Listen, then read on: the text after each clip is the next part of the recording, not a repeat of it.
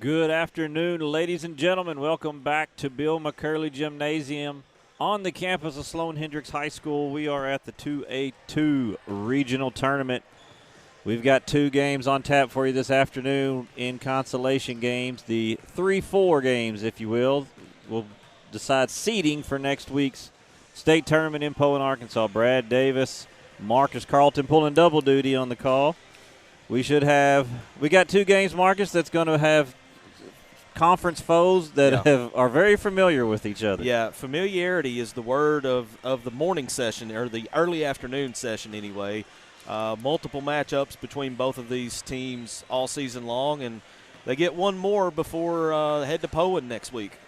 First game on tap at noon here. We're about 2 minutes away from tip-off. Will be the home team, the Buffalo Island Central Lady Mustangs, coached by Trevor Matheny, against the away team, the East Poinsett County Lady Warriors, coached by Spencer Harston.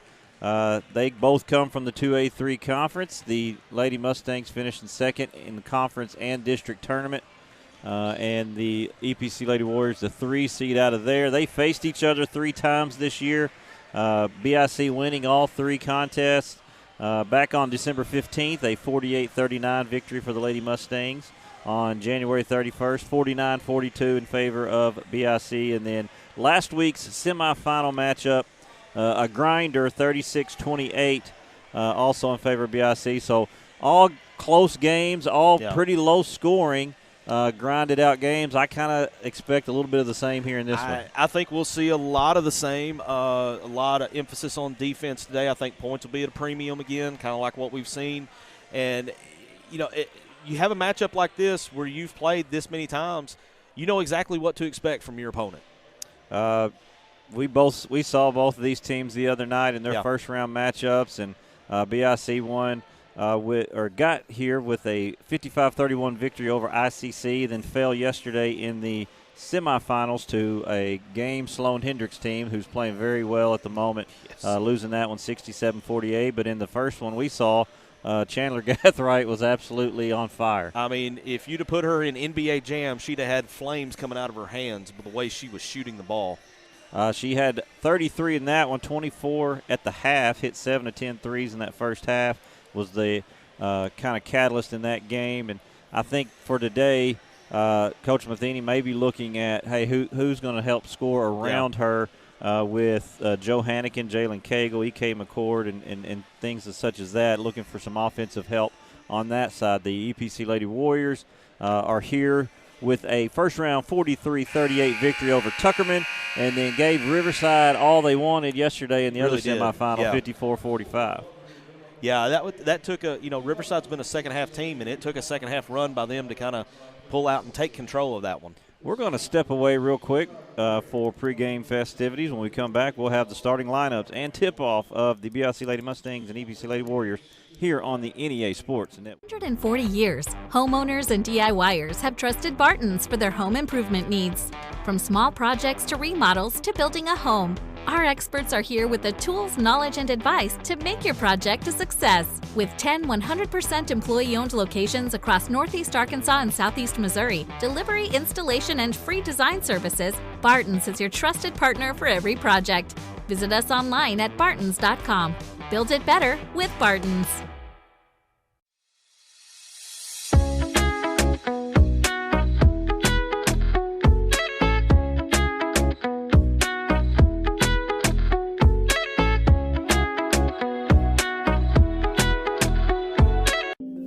Lakeside Health and Rehab has one goal, and that's to provide effective patient care services to your loved ones. We are a group of healthcare professionals specializing in providing required rehabilitation and healthcare services to your loved ones. Lakeside Health and Rehab. Incorporated proudly partners with Tailgate Time. Tailgate Time is here to support our local farming community. You can give them a call at 870-680-0222. Monette Co-op is a proud supporter of the BIC Mustangs. Southland Gin is located on Highway 135 in Lake City, Arkansas. They are proud of the reigning state champion Riverside Rebel baseball and softball teams. Southland Gin wishes all Rebel student athletes success this season. Bowman Brothers Incorporated is a family-owned and operated business that served Lake City and Northeast Arkansas for over 50 years. We currently operate a retail hardware store, also selling guns, construction company, real estate, rental property management, and many storages. Located in Lake City, Arkansas on Highway 18, Bowman Brothers proudly supports the Riverside Rebels. Welcome back to NEA Sports coverage of the 2A-2 regional tournament at Sloan Hendrix High School. Brad Davis, Marcus Carlton on the call. Getting ready for the first game today, the 12 o'clock tip-off in the consolation game between the Buffalo Island Central Lady Mustangs and the EPC Lady Warriors. Starting lineups first for the EPC Lady Warriors. Coming into this one 23-10 with a victory over Tuckerman in the first round and a loss yesterday to Riverside. Coached by Spencer Harston. Number 4, Cambria Williams. Number 12, Allison Gaines. Number 14, Kylie Henderson. Number 22, Riley Ashcraft. And number 34, Kelly Ashcraft for the Buffalo Island Central Lady Mustangs, coached by Trevor Matheny. Coming in 26-9 on the season.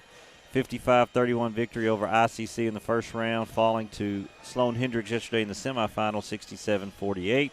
Number 4, Hattie Wells. Number 20, Chandler Gathright. Number 22, E.K. McCord. Actually, I'm looking on the floor. That is not E.K. McCord. Number 5, Olivia Duffel getting the start. My apologies. And number 13, Jalen Cagle. Number 15, Joe Hannigan. EPC wins the tip. We're underway in the third and fourth place game. This will decide the matchups next week, the seeding out of this regional for the state tournament in Poen. The winner of this one will get the third seed out of the 2 region and play Thursday, March 5th at 1 p.m. as that shot's out of bounds to BIC. EPC will pick up with a little diamond press, look full court pressure. Yeah, nothing we haven't seen from them earlier in the week. Shouldn't catch the Lady Mustangs by surprise at all. The loser of this one will be the 4 seed, and that is 10 seconds. And it'll go back to EPC. So turnover there for the Lady Mustangs.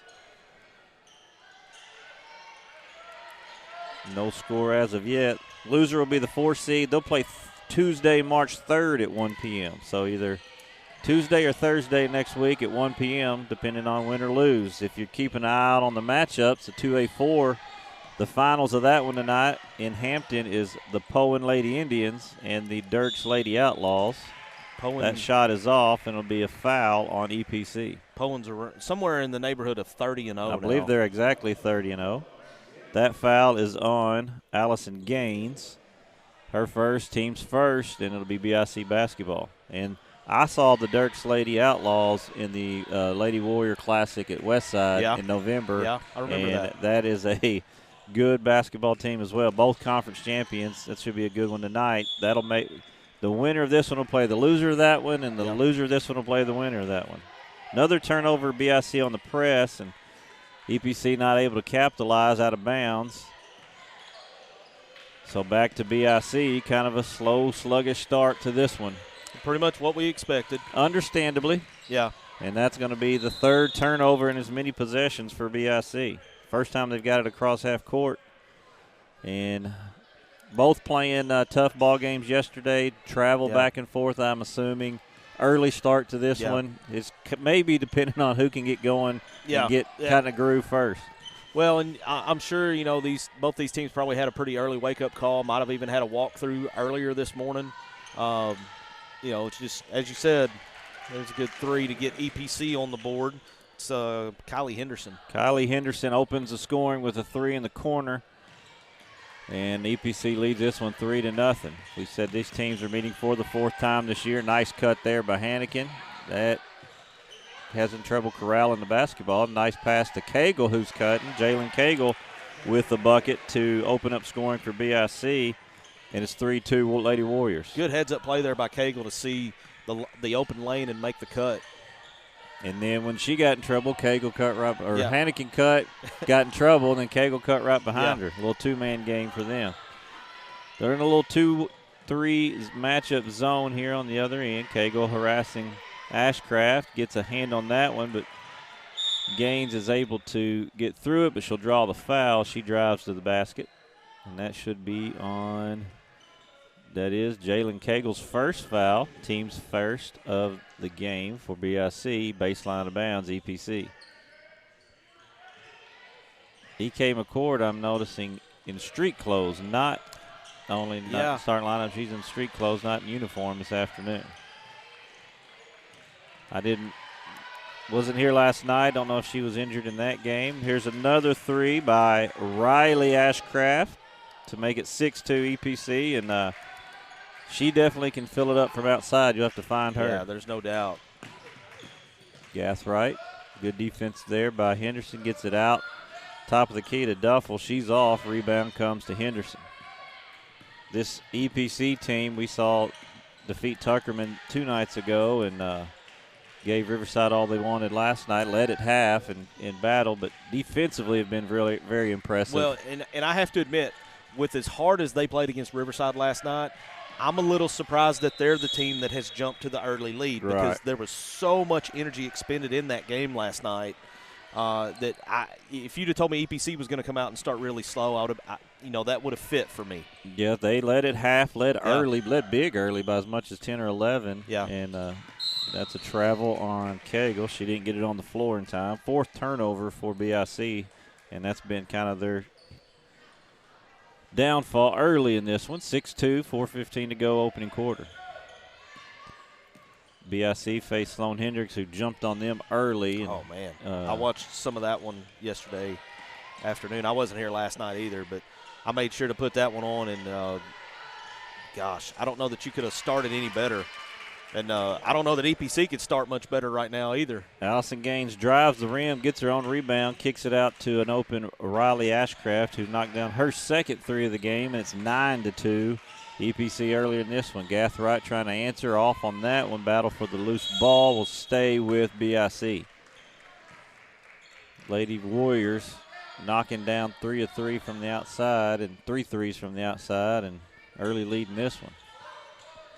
They've been very impressive defensively, even through, last week we saw them in the district tournament and sometimes have trouble finding some offense, and they haven't not done that today. And there's a good drive by Jalen Cagle. She gets the bucket to fall, and we'll have an and one opportunity. It's a good, strong drive there. Absorbed the contact. Still got the shot up. Riley Ashcraft's first, team second. And one opportunity coming for Jalen Cagle. We'll return after this on NEA Sports. I chose a car that would be safe for our family. And when it comes to our financial future, I don't take any chances there either. That's why we bank with Centennial. They give me everything I could want in a bank, from the latest technology to great service. But the biggest thing they give me is confidence. So in a time when there's plenty of things to worry about, my money isn't one of them.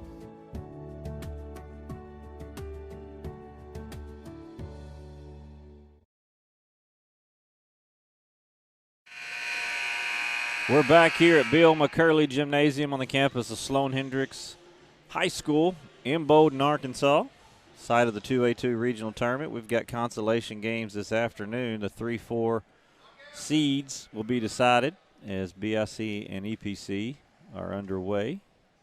Really quiet in the gym all of a sudden. Jalen Cagle knocks down the and one.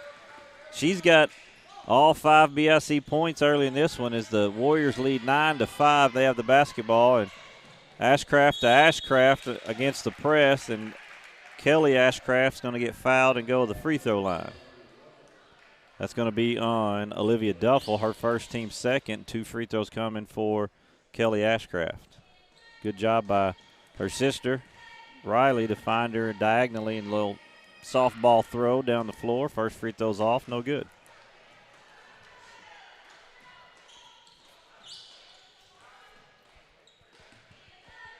Little lighter crowd right now. Second free throw's good for Ashcraft. She's on the board for the first time. 10-5, EPC leads this one. Hannikin to Gathright, beats the pressure. Cagle thought about it, dribbles between the defenders, gets it to Hannikin inside, up off the glass, no good. Battle for the rebound comes down to Kelly Ashcraft. Tough shot there. I thought she had good inside position, just couldn't get the shot to fall. Good give and go here to Henderson, but good defense there by the Lady Mustangs. And defense shut it down before they could get going. Good strip. Good strip by Gathright. Loose ball picked up by Kelly Ashcraft. 15 on the shot clock. As you don't EPC's kind of revved up the pressure, and there's Hannikin with the steal. Good defense there. They're going to get a foul there on Allison Gaines. She looks at the bench with her hands up like, I'm not sure what I did. That's her second foul and third on the Lady Warriors as number 2, Madison. Nope, that is the wrong side. Aubrey Clayton comes in for BIC, and there's Madison Thomas for EPC. So both deuces into the game for each team. 1-3-1 look now by the EPC Lady Warriors.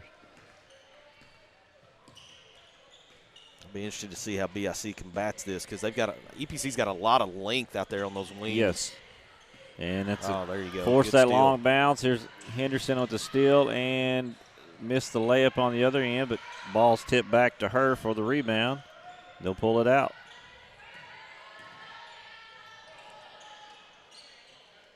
I thought Williams had a good 15-footer there, but maybe a little too unselfish. They're going to get a foul on the drive here. And if that's Cagle's second, team's third. So baseline out of bounds with 2 minutes to go in the opening quarter for EPC. They have a 10-5 lead over BIC.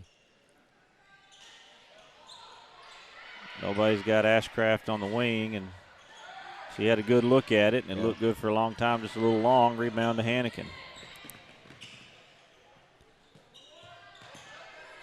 Inside to Hannikin, out to Gathright, drives it off the front of the rim, no good. Loose ball rebound, won by Riley Ashcraft. Good hustle there to pull that board down. She'll bring it across the timeline.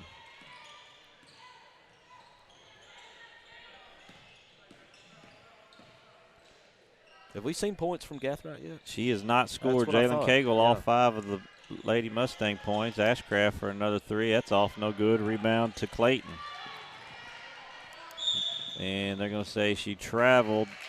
She tried to pitch it ahead, and official thinks she took an extra step trying to get rid of it. Missed that gather step. If you know me, that's a running joke with me. So it's a sore spot for Marcus Carlton. Yeah. A little touchy for the old man here. You must have a hard time watching NBA basketball. I don't watch NBA basketball. Shot inside by Williams, no good. Rebound to Hattie Wells, and here comes BIC on the move, trying to go into Clayton, to Hannikin, out to Wells for 3. Got it. Rainmaker. Very high arc on that one. Hattie Wells' first bucket of the game, cuts the lead to 10-8.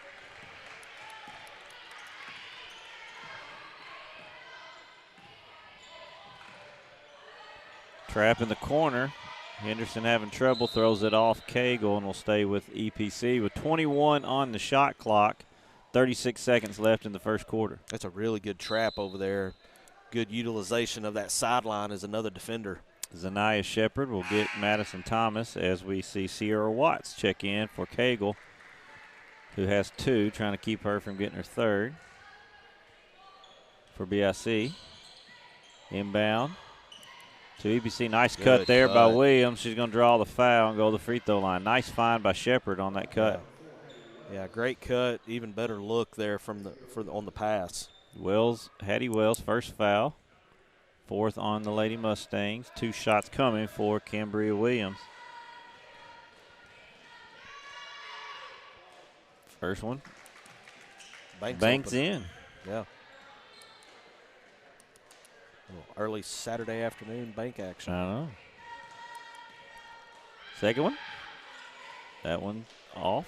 Sierra Watts pulls down the board. And BIC can. Nice give and go there to Hannikin in the paint. Good find by Aubrey Clayton. Yeah, that worked out really well. I thought Clayton had kind of messed up there, not going all the way, but she saw her teammate out of the corner of her eye and got the 2, and here we are, 1-point game. No shot clock, down to 12 seconds. EPC will have the chance to take the last one, and Ashcraft will take the wing 3 and knock it down. Her 3rd of the quarter. Goodness. For Riley Ashcraft. She's got 9, and it's 14-10. Gathright from half court is off at the buzzer, and after 1, EPC leads BIC 14-10 here on the NEA Sports Network. Dealerships is not one to brag, but actually we are. Central was awarded yet again General Motors Mark of Excellence. We have the perfect ride waiting for you and exceptional service. So find your next vehicle at a Central dealership today.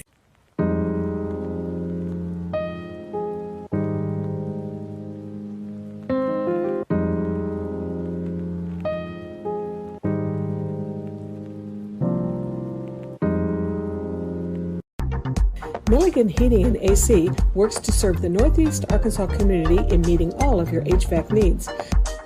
Give Justin Milligan a call at 870-243-2820. Back here at Sloan Hendrix High School for the 2A-2 region on NEA Sports. Brad Davis, Marcus Carlton on the call. We've got ladies action on the floor right now. The EPC Lady Warriors leading the Buffalo Island Central Lady Mustangs 14-10 after 1, and Riley Ashcraft with the hot hand in that first quarter. 3 threes with 9 points of the 14 that EPC has. Yeah, good strong start. I mentioned this during the break. I think both teams have kind of woken up and found a little bit of a groove here to I'd say the last minute and a half of the first. BIC controls the possession to start the second quarter. Watts, Clayton, Hannikin, Gathright, and Wells as Wells turns it over. I think a defender got a hand on that, kind of deflected it, and just happened to fall right to Cambria Williams. Still for her. Williams. Good defense there. Shepard, Ashcraft, and Henderson on the floor for EPC. You notice Gathright is sticking really close to Riley Ashcraft now. Somebody ought to. She was hot in that first quarter. Nice back cut pass to Henderson. She's not able to finish, but there's Zanaya Shepard on the board and stick back. Her first points at 16-10 EPC. Great inside position there by Shepard to get the offensive board.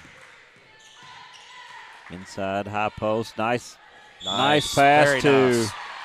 Joe Hannigan. Sierra Watts will get the assist on the high-low. Nice job there, and one opportunity for Hannigan. Yeah, that was just a really great inside play there. Fouls on Shepard. Free throws off, no good. Chased down, rebound by Henderson. 4 for Hannigan in this one. It's 16-12.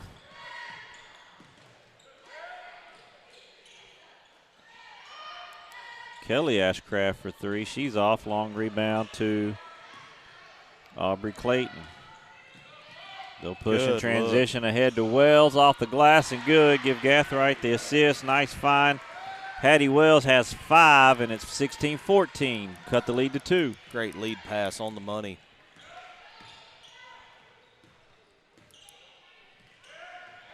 Ball's dead on the wing. Shepard back to Ashcraft, who gets it to his sister Riley Ashcraft. Has it deflected, stolen, picked up by Chandler Gathright, and she's going to push in transition. Good. Fake the pass Beautiful. to Wells and lay it in. Beautiful fake of the dish and up and in for the 2, and here we are tied up. First basket for Chandler Gathright is a key one to tie this game at 16. Here's Williams on the other end. She gets to the rim, will draw the foul as she goes up. Blocking foul on Aubrey Clayton. Her first, team's first of the quarter.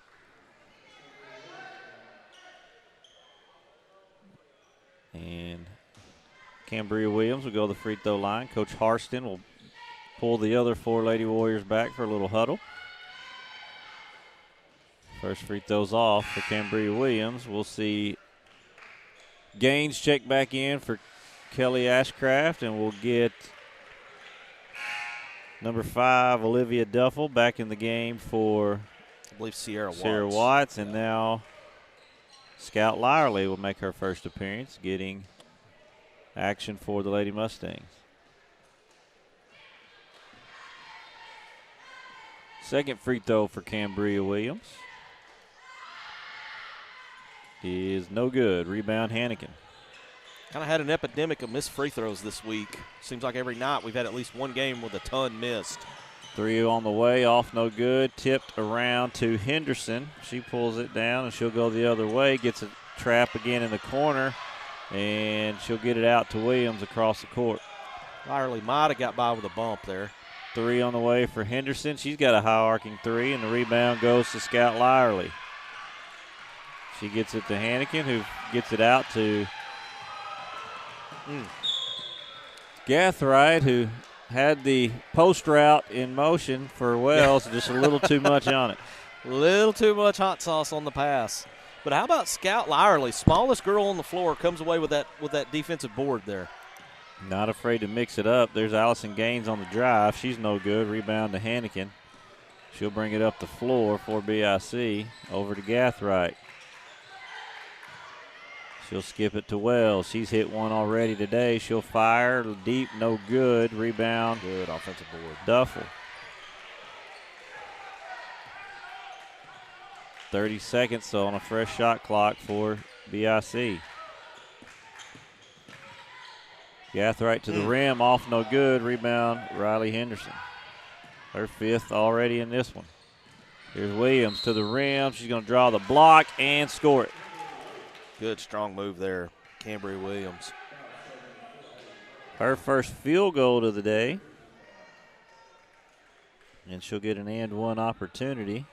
Third 3 points for Cambria Williams. We saw her the other night go down with a bloody nose, go to the bench, get that taken care of, and come back and be huge down the stretch in their victory over Tuckerman. She's off on her free throw. And loose ball here, and Cambria Williams will come up with it, but it'll be a jump ball. Possession arrow, EPC.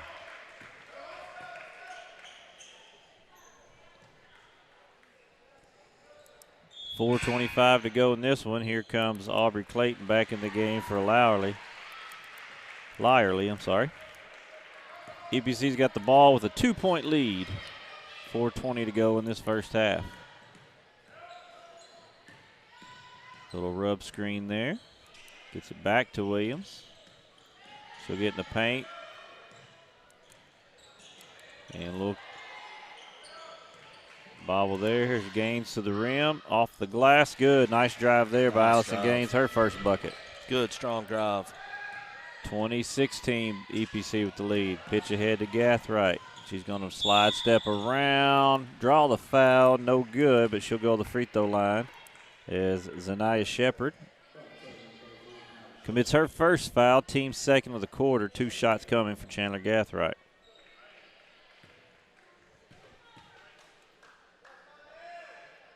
First free throws up and good. She may have just needed to see something go through at that point. She'd missed a couple of really close point-blank layups, so probably a good feeling to see that free throw drop. She hasn't had a lot of looks. They've keyed on her, which is understandable. She's 2 for 2 there. 4 points for Gathright and cuts the lead to 20-18. They'll pick up a little 2-2-1 pressure. Williams around the side, gets it dumped down to Shepard. She'll go to the free throw line. Fouls on Gathright, her first, team's third. Good job there by Williams, getting it up the sideline, then going opposite block to Shepard. That was a great look. First free throw, Zanaya Shepard is good.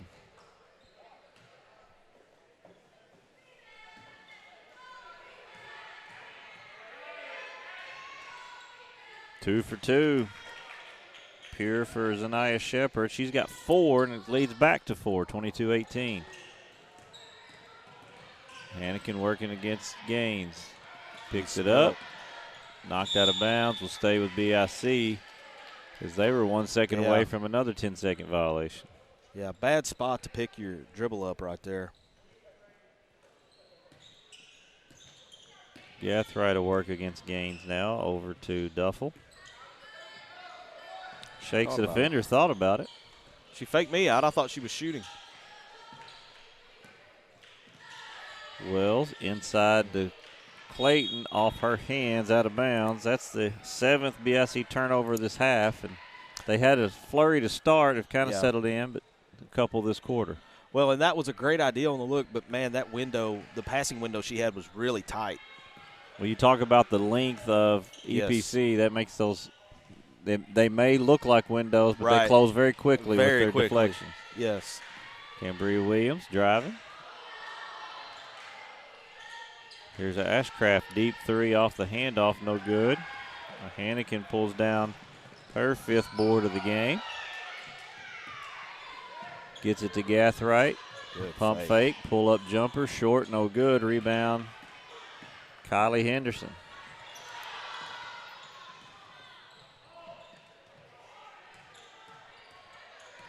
There's Williams on the drive, dumps it to Shepard. High off the glass, no good, and they're going to get Joe Hannikin with the foul and send Shepard back to the free throw line. Her first, team's 4th. So EPC will shoot free throws for the last 2:31 of this first half. First one's off, no good.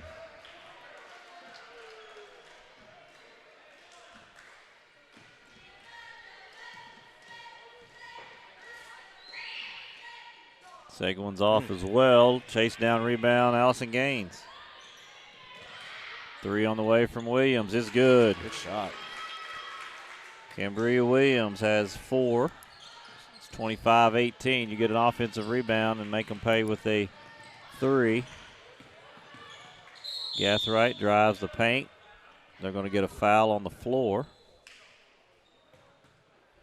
It's only the 3rd team foul. On Shepard. Her second, team's 3rd. So baseline out of bounds as Sierra Watts checks back in for Hattie Wells. Here comes Kelly Ashcraft. She's going to get Shepard, who has 2. And an offset box look for BIC. Screen out. Going to go a little America's play out of it. Try to get it to Hannikin on the block. She goes inside out to Sierra Watts, who gives it back to her on the drive. Very nice play. Hannikin misses, gets her own board, tips out the second one to Henderson. Well, that's tough. You had a beautiful dish right there and just could not get it to fall. Gaines will bring it across, working against Watts. To the corner, deflected, stolen by Clayton. Pass ahead to Duffel. She'll find Gathright spotted up on the wing. Slide dribble to the left. Off, no good. Rebound to Kelly Ashcraft. Williams will push. She'll attack, go to the rim, around Duffel, trying to take the charge, and she just slid around her. That's 5 straight for Williams. It's 27-18. Yeah, that's a solid move there to avoid the contact. Another turnover here by the Lady Mustangs. 8 in the half so far. And EPC in control of this one, 27-18. With the lead in the ball. They could push this to double digits here in the last minute before the half. That'd be huge for the Lady Warriors. Ball screen up top for Gaines. She's going to kick it out to Williams, who can't corral it, but she gets the loose ball. Trying to go inside to Gaines. Up and under, no good. Rebound to Hannikin. Ball deflected out on the pass to BIC. 45.6 seconds to go. Jalen Cagle will return for Watts. Cagle with 2, but they have the ball here. Got to be careful. We'll see also Madison Thomas back in for EPC, replacing Gaines. She has 2, so trying to preserve her on this defensive possession. About 12-second differential on the shot clock and game clock here.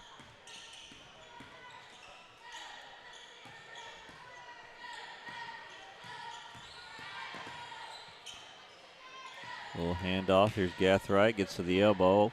Bounce pass offside. Gets it back in the soft spot. She'll skip opposite to Cagle. She's going to drive it to the rim. Step through. Draws the foul on Williams, who was reaching in there, and finishes.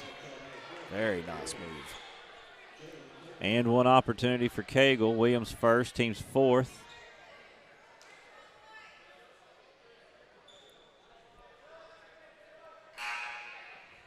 And number 0, Hadley O'Gwen. She's coming for the shooter. Will check in for Cagle if she makes it.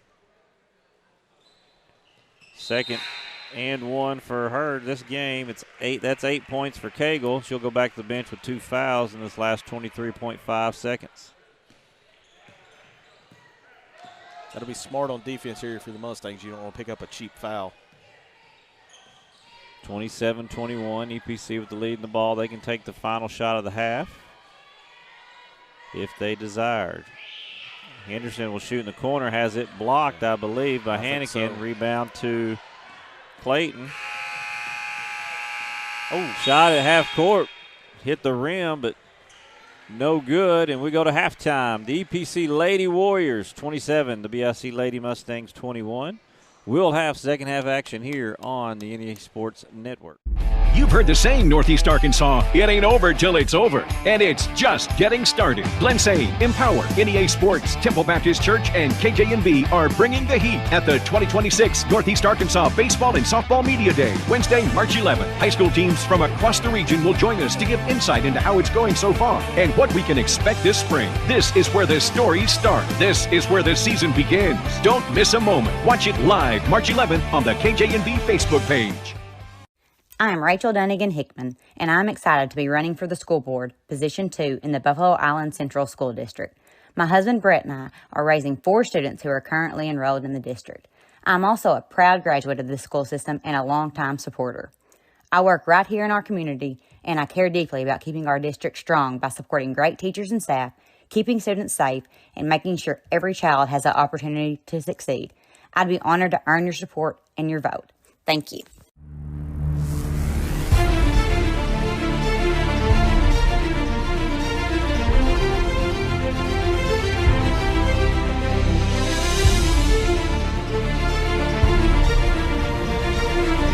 Sports fans, it's tax season. Located at 119 South Main in Leachville, Arkansas. Give CPA Kyle Thrasher a call at 870-539-2640. I'm Ryan Wallace, and I'm running to be your prosecuting attorney.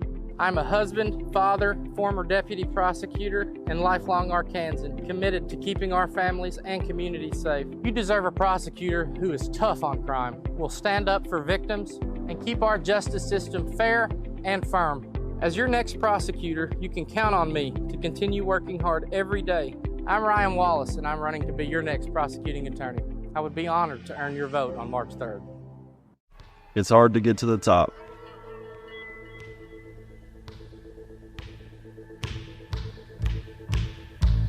But how do you stay at the top? Hard work every day.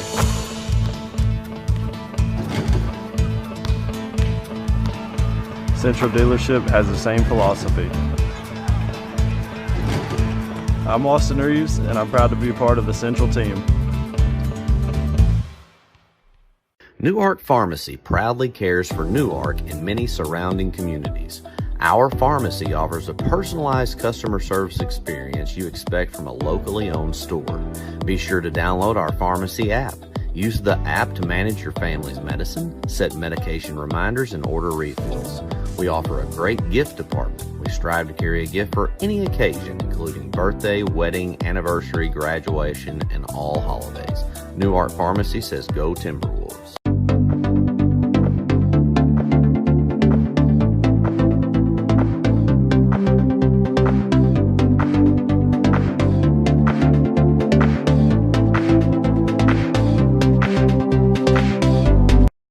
Every moment, for every memory, from that first car, to your first home, to your first child, and all the highs and lows that tomorrow might bring. For everything that matters most to you and your family, there's someone right around the corner dedicated to helping you protect what you love. Your local Farm Bureau Insurance agent. Farm Bureau Insurance. Real service, real people.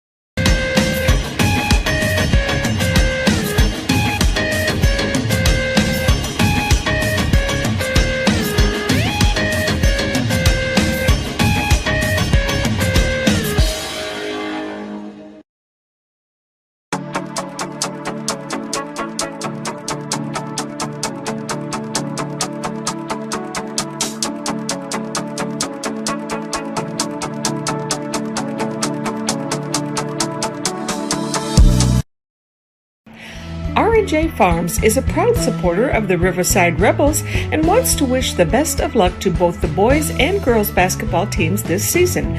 Go Rebels!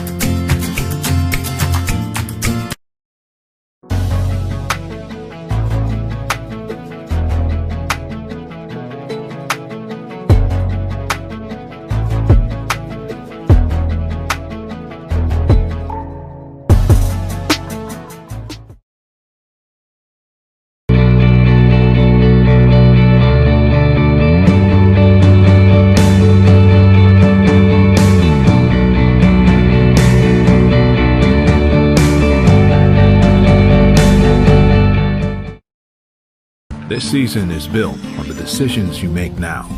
From how you finance your inputs, choose the best seed variety for each field, or how much crop nutrition to apply. The right partner helps make decisions that click. Nutrient Ag Solutions. One partner, all in.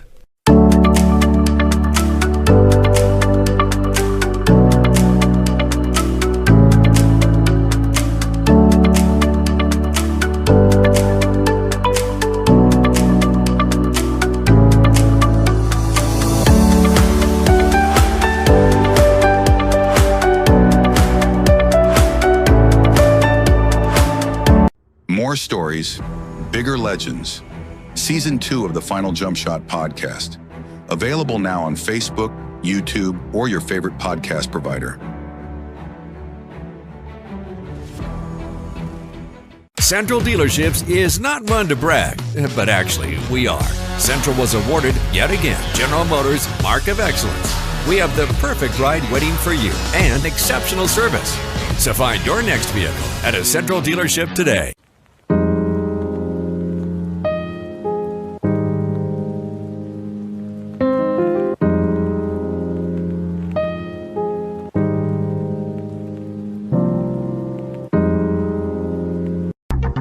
Milligan Heating and AC works to serve the Northeast Arkansas community in meeting all of your HVAC needs.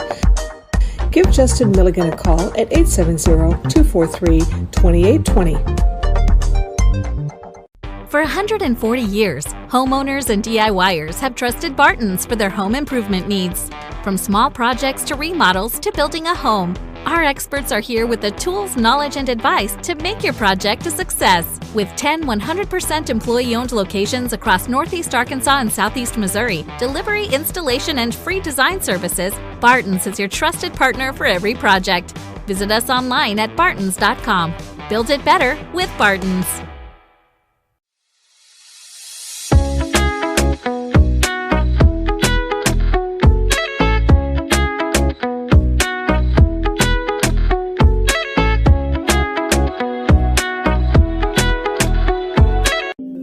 Lakeside Health and Rehab has one goal, and that's to provide effective patient care services to your loved ones. We are a group of healthcare professionals specializing in providing required rehabilitation and healthcare services to your loved ones. Lakeside Health and Rehab.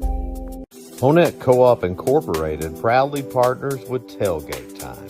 Tailgate Time is here to support our local farming community. You can give them a call at 870-680-0222. Monette Co-op is a proud supporter of the VIC Mustangs. Southland Gin is located on Highway 135 in Lake City, Arkansas. They are proud of the reigning state champion Riverside Rebel baseball and softball teams. Southland Gin wishes all Rebel student athletes success this season. Bowman Brothers Incorporated is a family-owned and operated business that served Lake City and Northeast Arkansas for over 50 years. We currently operate a retail hardware store, also selling guns, construction company, real estate, rental property management, and many storages. Located in Lake City, Arkansas on Highway 18, Bowman Brothers proudly supports the Riverside Rebels. Out here, life moves different. Not slower because we're behind. Slower because we choose to soak it in. From post to posting, from stream to streaming. With Empower Broadband, we can FaceTime family across the country and get our work done so we can get back to what matters most. From game to gaming, from boots to booting up. Faster internet doesn't mean a faster life. It means more time to enjoy the slow one. Connect faster, live slower with Empower Broadband. From the first seed to a full harvest. From their first steps to their final day of school. From the everyday. We are back at Sloan Hendrix High School site of the 2A-2 regional tournament. EPC leading BIC 27-21 in this third place game of the regional tournament. BIC controlling the possession to start the third quarter. Cagle, Hannikin, Gathright, Duffel, Wells on the floor. Gathright for three in the corner is off, no good. Rebound, battled for, off Cagle last, they say. It'll go to EPC. Cambria Williams, Allison Gaines, Riley Ashcraft, Kelly Ashcraft, and Kylie Henderson for EPC to start the half. So starters for both teams. Getting the nod in this third quarter. I would say the difference is a little bit EPC kind of got a little earlier start than BIC as far as flow, but Gathright's going to get the steal and layup there. She only had 4 that half. I'm gonna wager that she's gonna have a little more than 4 here in the second half. But a good start to her. They obviously keying on her, but she had some good looks that wouldn't fall for her. Got a couple layups late. Yeah, still in a layup there will maybe get her going as they. A collision there between her, Gaines, and Ashcraft. Ashcraft comes away with it. Stripped by Gathright. 10 on the shot clock. Cambria Williams going to drive off the glass. No good. Rebound tip down to Wells. Good steal. And a steal by Ashcraft. Sister to sister there, and comes out to Cambria Williams. They'll slow it down a little bit.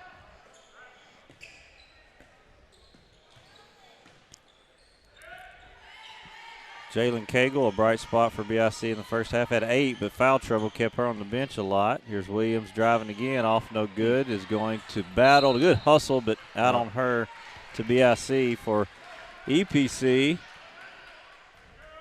Riley Ashcraft with 9 in that first quarter off 3 threes, but didn't get a bucket in the second quarter. Yeah, they kind of changed up defense, and Gathright was following her step for step everywhere and kind of slowed her down a little. Cambria Williams, second on that list with 6. There's a steady diet of her and Gaines to the rim in that second quarter more so than the outside shot.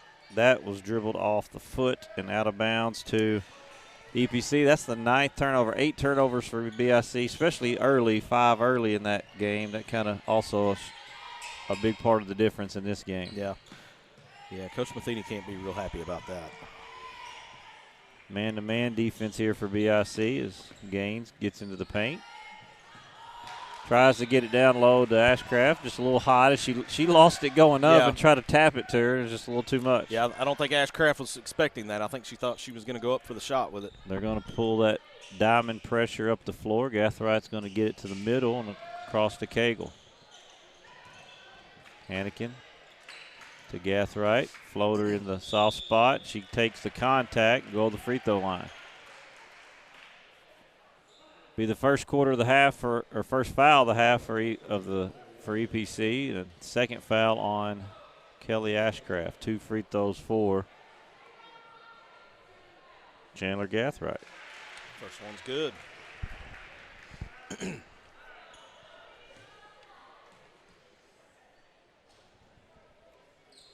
2 for 2. She's got 4 already matching her first half output. She's got 8 total, and it's a 2-point game. Quick start here by the Lady Mustangs. Yeah, much better start to this second half than the way they started the game. EPC jumped on them, had a 14-10 first quarter lead, and EPC tied it at 16. There's Gathright with another steal. She's going to challenge. Gets it to Cagle. She'll draw another foul on Henderson, and she'll go to the free throw line. That's a good decision there. Gathright had a defender in front of her and had the teammate coming up on her right side, was able to dish it off, draw the contact. First foul on Kylie Henderson, second of the quarter for EPC. Jalen Cagle back to the free throw line. Up and just off. After BIC tied it at 16, EPC went on a nice run. Got it as many as 8, I believe. Yeah. Yeah, they had the ball back with about a minute left in the second quarter. Opportunity to go up double digits, and BIC got a turnover. Cagle's second free throw is good. It gives her 9 for the game. It's a 1-point game. EPC with the lead in the basketball. Gaines going to get a high post screen. Gathright almost another steal. Ashcraft's going to get to the paint. Runner no good. Ball tipped around. Will stay with EPC. 35 on the shot clock. Baseline out of bounds.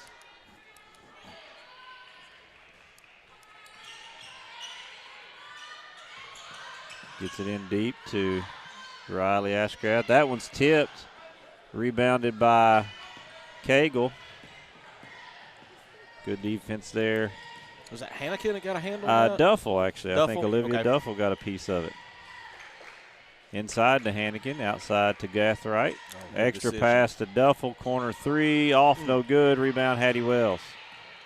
She gets it to Cagle. Deep 3 from the wing, right in front of her bench, off no good. There's another tip out by Duffel. Gathright's going to get in the paint, draw the foul, and go to the free throw line. Third time's a charm. They got 3 looks at it. Didn't get the bucket, but Gathright was able to draw the harm. She's going to the free throw line with a chance for, I believe this will be the first lead of the game if she makes both of these. Free throw's good by Gathright.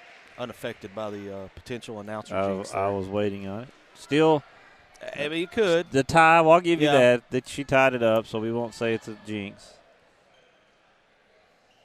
And definitely not a jinx as she's 2 for 2 to take the first lead of the game for the Lady Mustangs, 28-27. 10 points now for Chandler Gathright. Gaines brings it across. And trying to get a handoff to Ashcraft and Hannikin. They tried to go a roll with Sister Kelly, and Hannikin with the steal ahead to Gathright. She draws the foul and one. She's starting to heat up a little bit now, Brad. Being a lot more aggressive on both ends of the floor.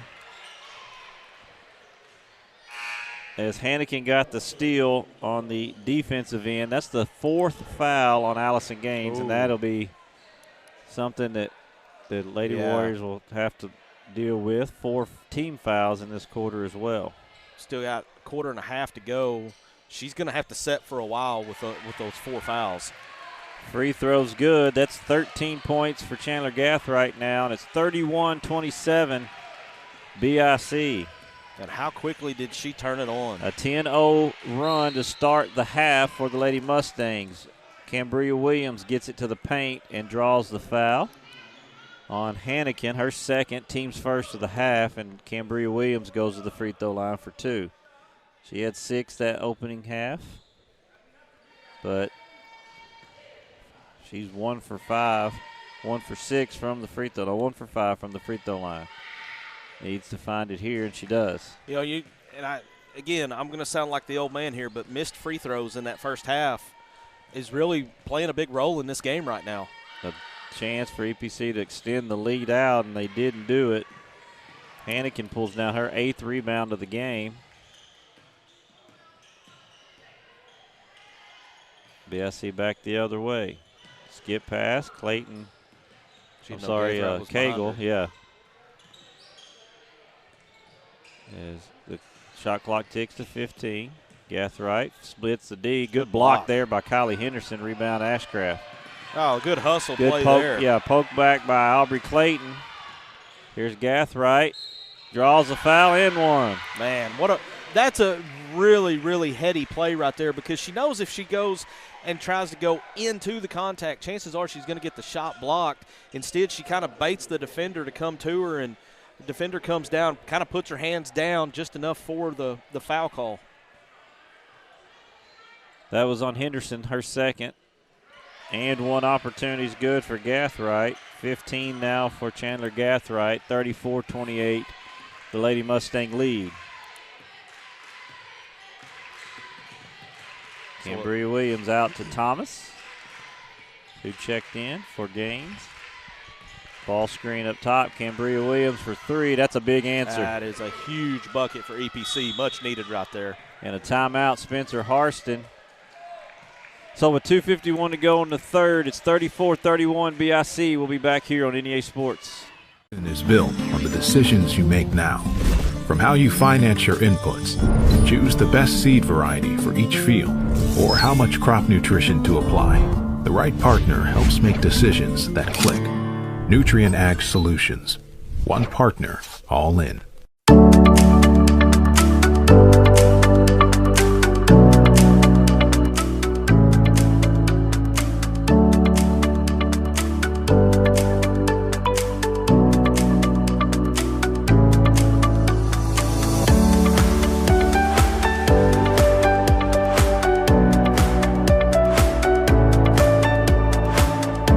More stories, bigger legends. Season 2 of the Final Jump Shot podcast. Available now on Facebook, YouTube, or your favorite podcast provider.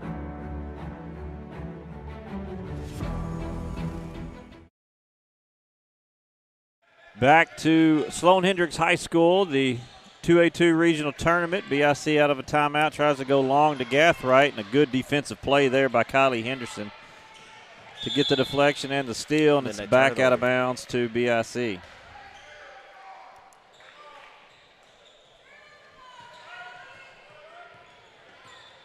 So 34-31 BIC with the lead in this one.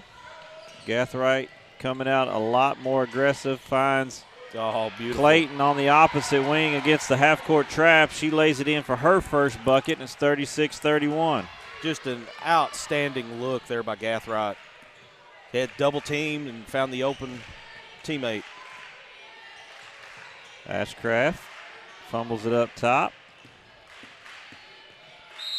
Drive by Riley Ashcraft. She'll draw the foul and go to the free throw line. Fouls on Chandler Gathright, her team second of the half. And Riley Ashcraft will go to the free throw line. She had 9 early in this one off 3 threes, but hasn't scored since, trying to get back into the scoring column. And she does. 10 points now for Riley Ashcraft.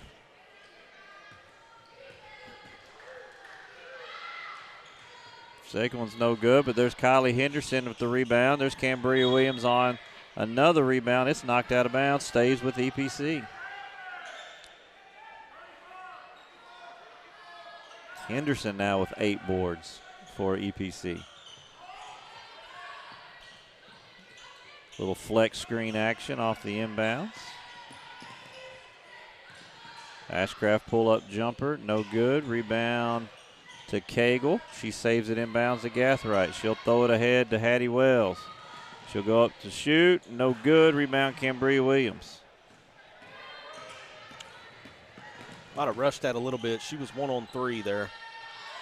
That one's way short. Gathright rushed Ashcraft in that. Cagle's going to go in, draw the foul, and it'll be on Henderson.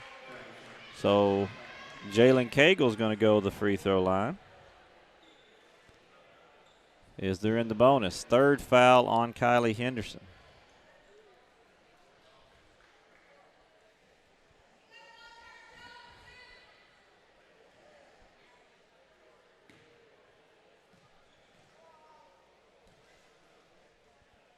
Got really quiet in the gym again all of a sudden. Very quiet. Jalen Cagle knocks down her first free throw. That gives her 10. As Duffel will check back in for Clayton. Second free throw is good. She's 5 for 6 on the day from the line. She's got 11, and it's a 38-32 lead for BIC.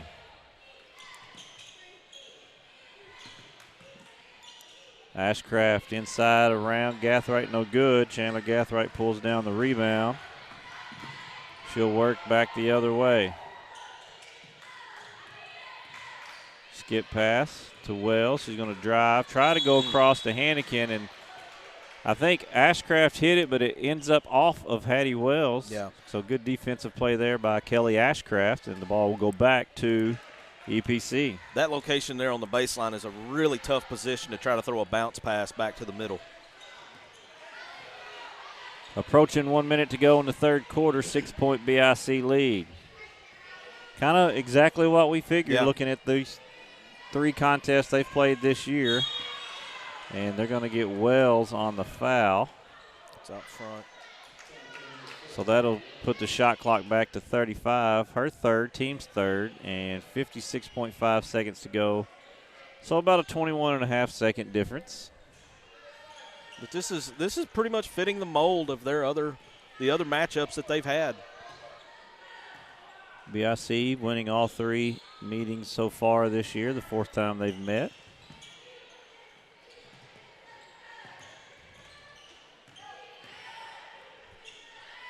We'll see that in the next game as Sloan, Hendrix, and Tuckerman will play in the 3rd-place game for the 6th time this year. Yeah, playing a best-of-7 series, I guess. 3 on the way from Williams is off, no good. Rebound, Joe Hannikin has it knocked away, but gets it to Gathright, who gathers it and goes. Now she lost it. Now she loses the time. It'll be time. She loses the ball, and it'll be timeout BIC. 13.1, no shot clock. So we get a 30 here. What do we get? Yeah, we're waiting to see. 30-second timeout BIC. We'll be back on NEA Sports.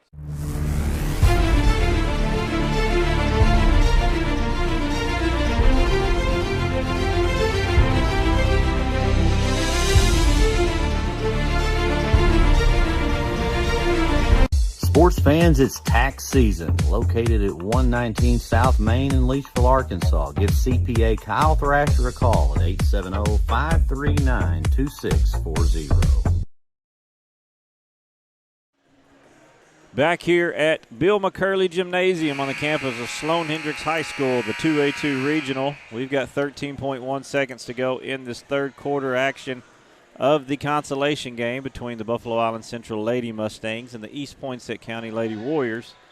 BIC with a 38-32 lead, and they'll have the opportunity to take the last shot of the quarter.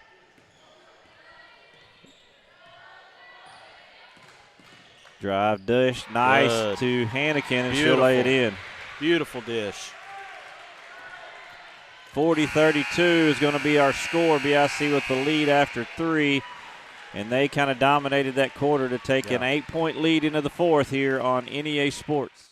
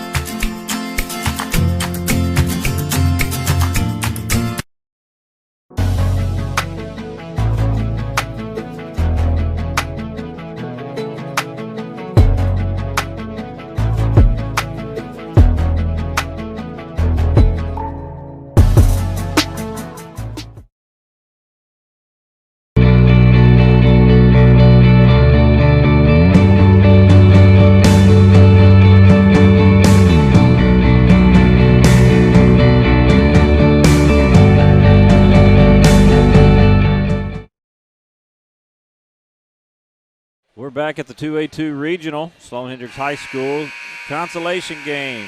Buffalo Island Central 40, EPC 32 after a 19-3 quarter for the Lady Mustangs. Well, and I believe of the 19, Gathright had 12. I believe so. 2, 4, 6. So she 8, 10, 12. You're good. Good math. In one quarter, she tripled her output from the entire first half. Did a lot defensively as well. Oh, very much so. And even had a few assists, too. She had a great one right there right before the end of the quarter. EPC just kind of struggling offensively. And Ashcraft's going to drive and draw the foul on Hanneken. Her third, team's first of the quarter. So the ball will go back to EPC on the baseline. Henderson, Ashcraft, Thomas, and Williams for EPC. Cagle, Gathright, Hanneken, Duffel, and Wells for BIC. Gaines on the bench for EPC with those 4 fouls. I think was a kind of a big factor in that quarter, too. I think that played a role. We can't leave that out. Madison Thomas. Big shot. Big time shot for her. Knocks it down. Her first points of the game, cuts the lead to 5. Good find there on the drive as well.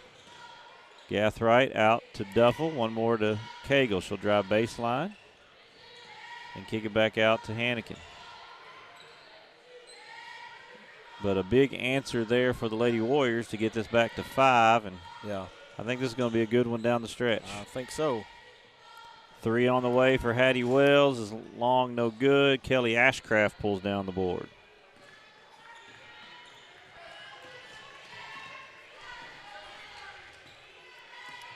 Cambria Williams pulls it across. If you're Coach Harston here, how long do you think you wait for Gaines to come back? I think it depends on if you stay within striking distance here. As long as you can stay within 4 or 5, you could run it all the way down to probably the last 3 minutes of the game. Kelly Ashcraft with a big 3 off the Cambria Williams drive, and it's a 2-point game, so definitely in striking distance. Yeah, most definitely.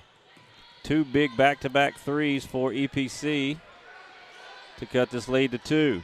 And they're on a 6-0 run to start this jump ball quarter, and the jump ball possession stays with BIC. Now we're going to talk it over. And we may have a timeout here. EPC was hollering timeout, thought they had the ball. Nope, they're not going to give it to them. Officials talked, said no, we didn't have possession. So no timeout. But yeah, to get back to your question, I mean, she's definitely played a role when she's been in there, but I would say 6 is kind of the cutoff point. You know, as long as the lead doesn't go above 6, you let her set until about the 3.5 minute mark. Gathright will step in for the 3 is long, no good. Rebound to Thomas, and she's going to be fouled.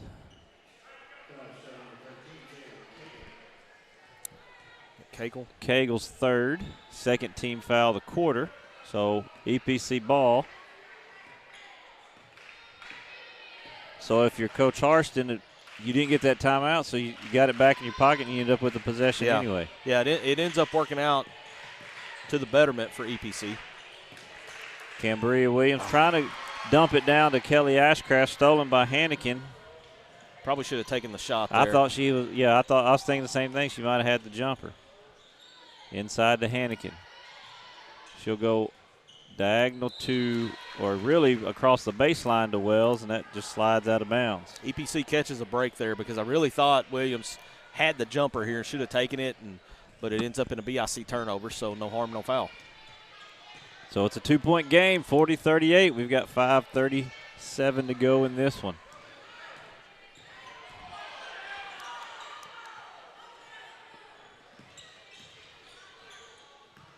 Williams. Yes, he's switched over to a man-to-man Trying now. to find the handle. They are in a man. I believe they had been like in a matchup zone prior to this possession, I believe. Ashcraft clocks at 3. She's going to drive in for the shot, draw the foul, and I think Gathright caught the brunt of that. I think so.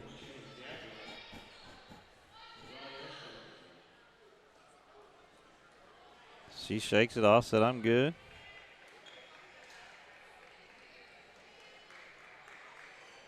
I think she got it in the nose. It looks like her eyes kind of watering on her a little bit. I think as Ashcraft went up to shoot it, just kind of caught her in the nose, just kind of incidental there. Yeah, nothing malicious. No. Just a basketball play. Free throw by Ashcraft is good. Kylie Henderson gave a little pat too. Good sportsmanship. You play each other enough, you're going to get relationships with the opposite team. It's 2 for 2 for Riley Ashcraft. She's got 12 now in the game, and we're tied at 40. 5 to go. Going to come down to the wire here. As it has so many times with these two teams this year. BIC winning all 3. Nice find there. But she didn't have a good look. Yeah, that's a good decision because Ashcraft had quite the size advantage on her. Gathright going to pull up jumper over the top. No good, but she's going to go get her on board and draw the foul going up, and it's no good. Good hard way to stick with it there. She's still kind of looking at that nose, making sure it ain't bleeding. Yeah. She stepped away out here before stepping to the free throw line. I saw her take her jersey, kind of wipe her eyes a little bit. So yeah, that's a tear maker right there. 100%. She knocks down the first free throw. Didn't affect the free throw though. As we see Zanaya Shepard for the first time this half. As really good minutes by Kelly Ashcraft here in the second half. Knocked down a big 3 to kind of get this going. Yeah. Riley Ashcraft pulls down that rebound. 1 point BIC lead. That's Gathright's first miss from the free throw line today. Cambria Williams trying to get it to Shepard. Stolen by Hannikin. Pass. Nice pass ahead to Gathright. Left-hand layup up and good. Timeout BIC. It's a full one. 43-40 is the lead for the Lady Mustangs. We'll be back here on NEA Sports. It's hard to get to the top.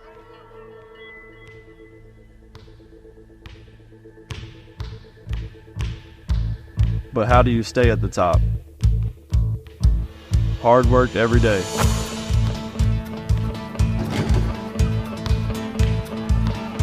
Central Dealership has the same philosophy. I'm Austin Reeves, and I'm proud to be a part of the Central team.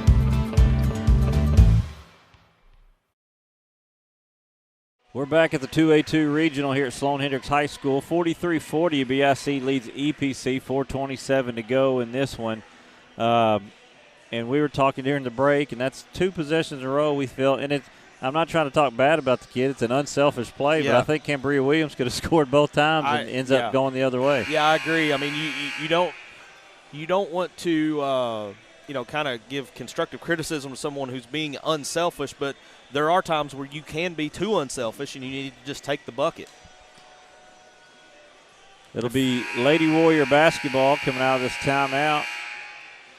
Down 3. They led 27-21 at half, and a big 19-3 third quarter by the Lady Mustangs. It gave them a 40-32 lead and a 6-0 run to start the actually, it might have been 8-0. I think it was 8-0, to tie it up, and now we're at 43-40 after a BIC bucket. Game of runs. And they're going to say, I think they're going to say offensive foul there on the extended arm of Riley Ashcraft. That's her second, team's second of the quarter. So ball back to BIC. I missed what happened there. I was working on some control things. Honestly, I don't think a whole lot. I think she kind of had that. She kind of extended her arm, but there wasn't a whole lot of contact. And you can read officials' reactions sometimes. It felt like maybe the whistle blew, and he thought, "Oops, I committed to it." A little anticipation call. Yeah, Hannikin misses there, but Hattie Wells hauls down the board. She's got 4 rebounds today. And that's going to be a foul on Shepard as Aubrey Clayton was going up to shoot. That's Shepard's third. Team's third as well. And here comes Gaines. Yeah, I was close. I said 3.5. Yeah. So it's about the right time. He's got those 4 fouls as Aubrey Clayton knocks down her first free throw. She's got 3 for the game. Also back in the lineup for EPC is Kelly Ashcraft. So first 5 starters are in for EPC. Ashcraft, Gaines, Williams, and Henderson. It's Clayton, Hannikin, Wells, Gathright, and Cagle for BIC. Yeah, technical foul. And we're going to have a technical foul on the EPC bench. During that free throw, Coach Harston was talking, and the official says, that's enough of that. So Gathright will go to the other end to shoot 2 technical free throws. Good job there, knocking down the first. Be a big moment here, Brad. That's going to put the lead at 6 and give BIC the ball. When EPC had possession, they were coming down. Yeah, they're down 4 coming down, and that technical is going to make it a 6-point game and give them the ball. Yeah, that's a big momentum swing right there. So ball back to BIC with a 6-point lead. And stolen from Gaines. Jump ball will go to EPC. I'm starting to sense some frustration among the EPC players, too. The body language is showing a little bit of frustration. Hard not to. You know, in their position, I would probably be doing the same thing. But that's Allison Gaines coming in and making an immediate impact is. Defensively. She's going to shoot a 3 in the corner is long. Block rebound on the other side is Riley Ashcraft. Came over the top. Yep. And that's her fourth of the quarter. So BIC will shoot free throws the rest of the way. Good defensive block out there by Cagle. Yeah, that's the right call. We had a really good view of that one here right underneath us, and it was definitely the right call. So 6-point lead, BIC with the basketball. Williams against Wells, and they're going to get a foul here on Cambria Williams, her second. So into the bonus is BIC. Hattie Wells will go to the free throw line. All right, Brad, I'm going to have an old man yelling at the cloud moment here. On the dribble there, you saw it just like I did. Wells, what she did, she immediately went to the corner, picked up her dribble. Now, it worked out because she was able to draw the foul, but that's the kind of thing that, I mean, you see where I'm going with that. You're a former coach. You know what I'm talking about here. And I'll say this. We'll say it in the huddle. We'll say it in practice. We'll drill it. And where does it go every time? Straight to that corner. It's like there's a magnet in the ball. Yes, absolutely. And pulls them right to that corner. 0 for 2 from the free throw line Ashcraft with a good look from deep. She's off on that one. It's out of bounds. She's going to go chase it down finally and be out of bounds. Well, she was the only one that was not really well blocked out. I mean, BIC blocked out the other 4 players on the floor. Just beautiful technique there. BIC kind of lucky there as Ashcraft was wide open and didn't knock it down. With the shooter she is, they're fortunate to come away there. Gathright drives. She's going to draw the foul on Kelly Ashcraft and go to the free throw line. 4th on Kelly Ashcraft. 2 shots coming for Chandler Gathright. BIC can make free throws. You got to figure they're going to be able to lock this one away. First one's good. How about the second half from Gathright? She's just been solid, very solid all around, not just with the points, but some really good assists, really good defensive play. Just a really, really good second half from Chandler. 19 points in this second half. Gives her 23 for the game. 19 of her 23 all in this half. Gaines, nice step through to the rim, but couldn't get it. She got kind of caught under the glass there. Hannikin pulls down her 10th board of the game. Gathright controlling it up top. Nice dish inside, but couldn't handle it. But nice find to Hannikin cut through the lane. Wow. What a recovery there by Clayton. Great pass. Aubrey Clayton finds a cutting Hannikin. We got a 10-point game, 50-40. Williams out to Henderson, and that's going to be a foul on Gathright. Little pump fake, got Gathright in there. You can't turn directions in the air, and she had nowhere to go. Great pump fake there by Henderson. Yeah. 4th on Gathright. 4th team foul. So we're shooting free throws every foul the rest of the way. This one will be a baseline out of bounds. Box set EPC. Into Gaines. 3 on the way from Ashcraft is long. Hannikin, her 11th board of the game. She goes. Again, where did she go? Right to and what happened? Turnover. The ball over. Stolen by Ashcraft over the top of Gathright. 12th rebound to Hannikin. Riley's had a Ashcraft pleading her case on that. I don't think she's going to win that one. They got Williams with her 3rd, and that's going to be 2 free throws for Hannikin the other way. Ashcraft went right at Gathright, who has 4, who couldn't really do nothing. But good idea to go right at the person with 4, but just couldn't get it to fall. She's had a tough shooting second half. She has, very much. She's 3 for 4 from the free throw line, but hasn't been able to see one go in from the field. After a great start just in the first quarter. Human Torch kind of start. First free throw for Hannikin is no good.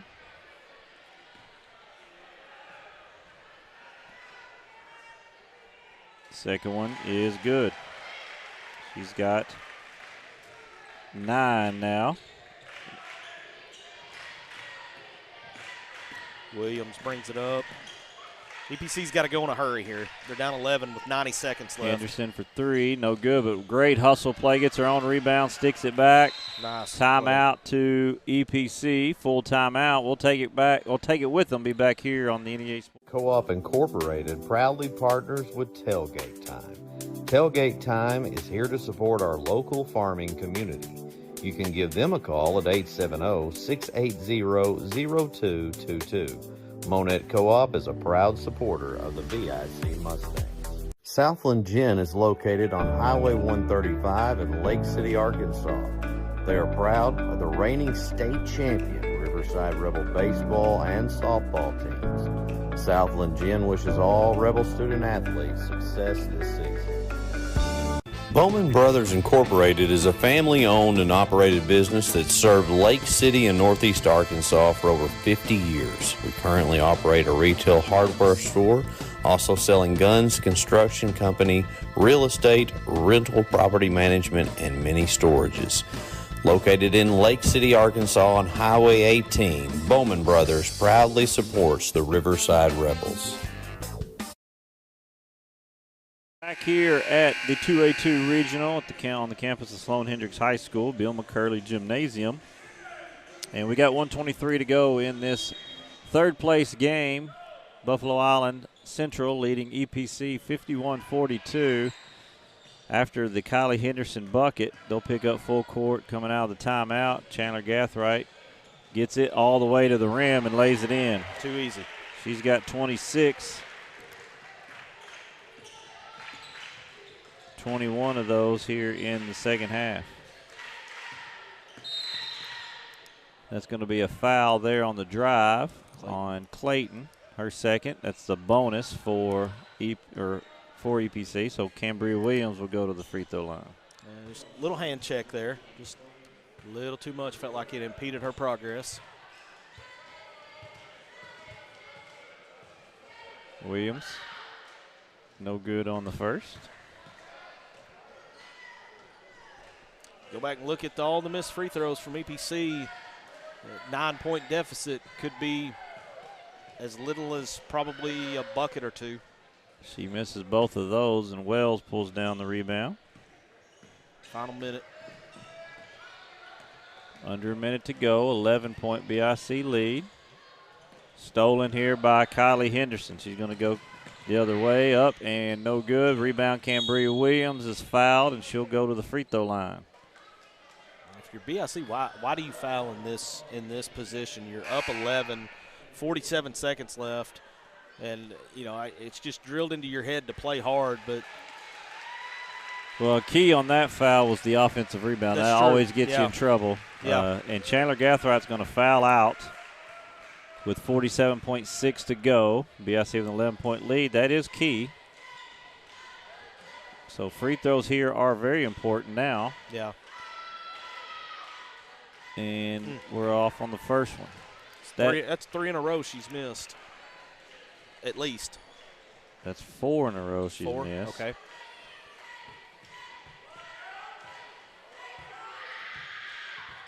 Second one finally gets one to go through. Cagle's going to bring it across, and they're going to get Williams with the foul. Stopping the clock with 44 seconds. Fourth on Cambria Williams. 2 free throws for Jalen Cagle. Cagle having a good afternoon for the Lady Mustangs. She's got 11.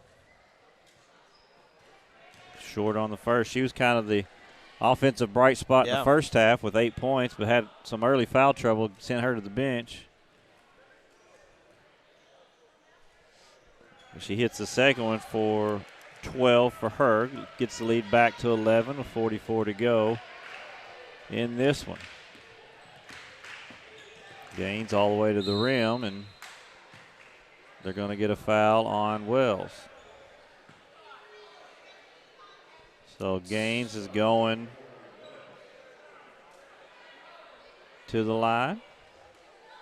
I think her picking up that fourth foul early in the third, that was huge. Kind of the turning point. Yeah, really BIC like came out with a lot more aggressiveness on defense and offense, but really when she went out with that fourth foul, kind of changed the momentum for sure. She's 2 for 2 there. She's got 4 for the game. She's cuts the lead to 9. Very high priority player for EPC on the offense and defensive end both. Going to go long here to Cagle. She's going to get inside, block fouled by Kylie Henderson. And she'll go to the line for 2 more.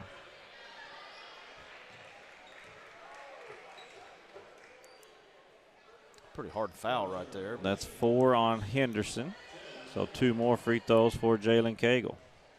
That's twice now. They've got that long pass on the inbounds over the top as Cagle knocks down her first. Give her 13.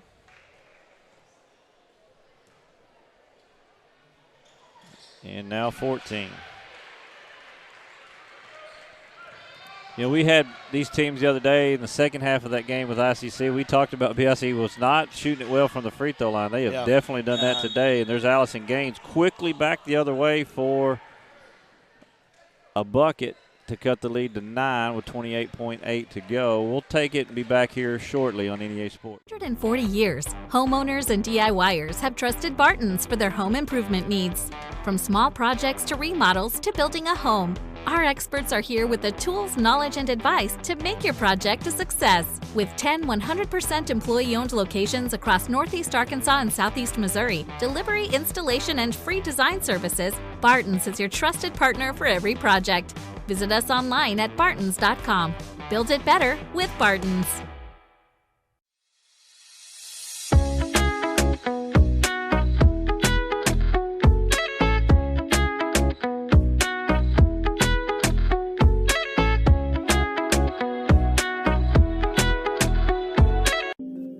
Lakeside Health and Rehab has one goal, and that's to provide effective patient care services to your loved ones. We are a group of healthcare professionals specializing in providing required rehabilitation and healthcare services to your loved ones. Lakeside Health and Rehab.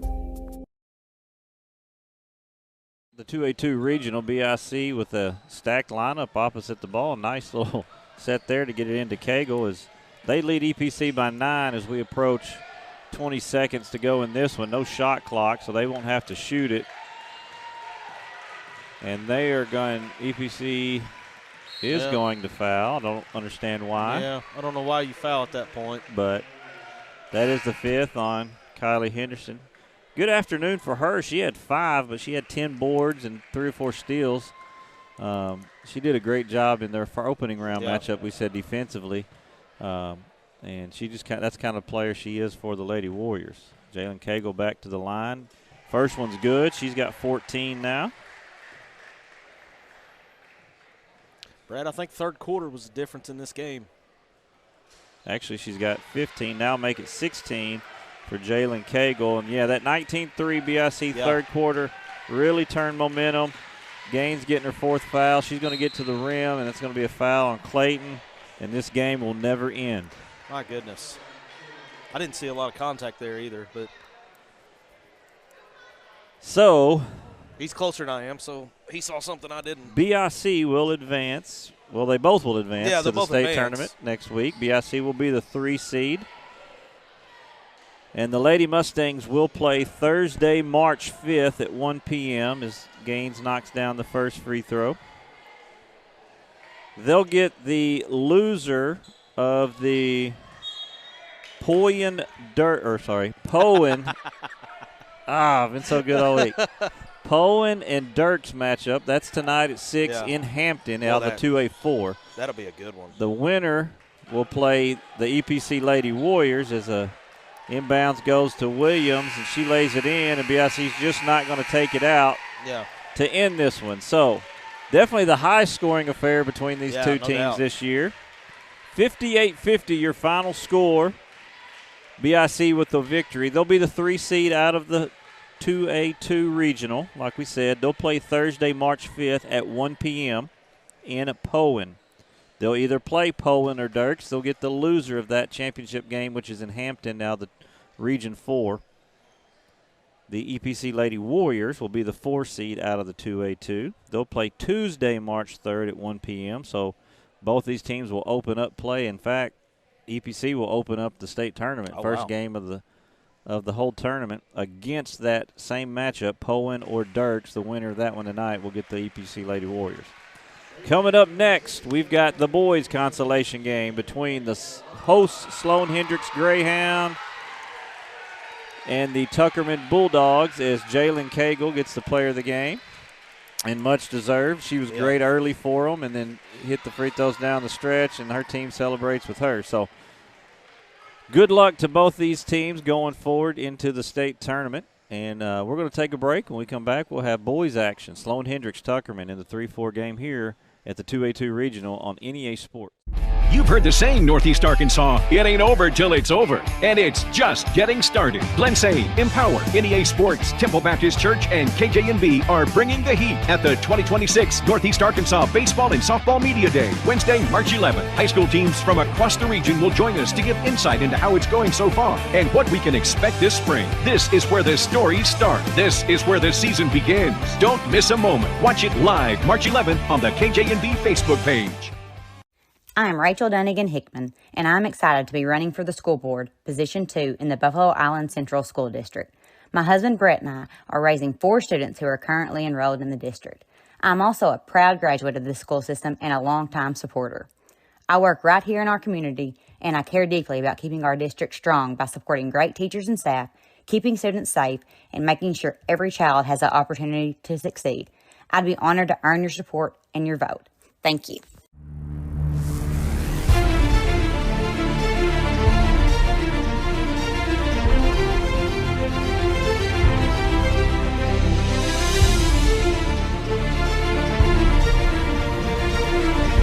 Sports fans, it's tax season. Located at 119 South Main in Leachville, Arkansas. Give CPA Kyle Thrasher a call at 870-539-2640. I'm Ryan Wallace, and I'm running to be your prosecuting attorney.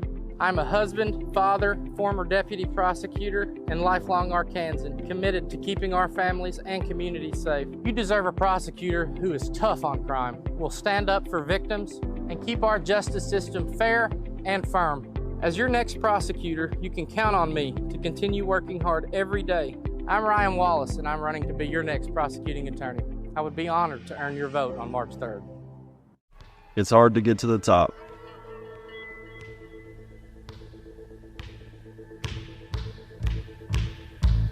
But how do you stay at the top? Hard work every day.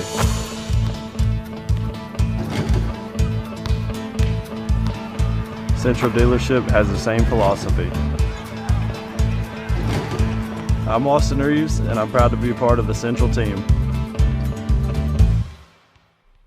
Newark Pharmacy proudly cares for Newark and many surrounding communities. Our pharmacy offers a personalized customer service experience you expect from a locally owned store. Be sure to download our pharmacy app. Use the app to manage your family's medicine, set medication reminders, and order refills. We offer a great gift department. We strive to carry a gift for any occasion, including birthday, wedding, anniversary, graduation, and all holidays. Newark Pharmacy says go Timberwolves.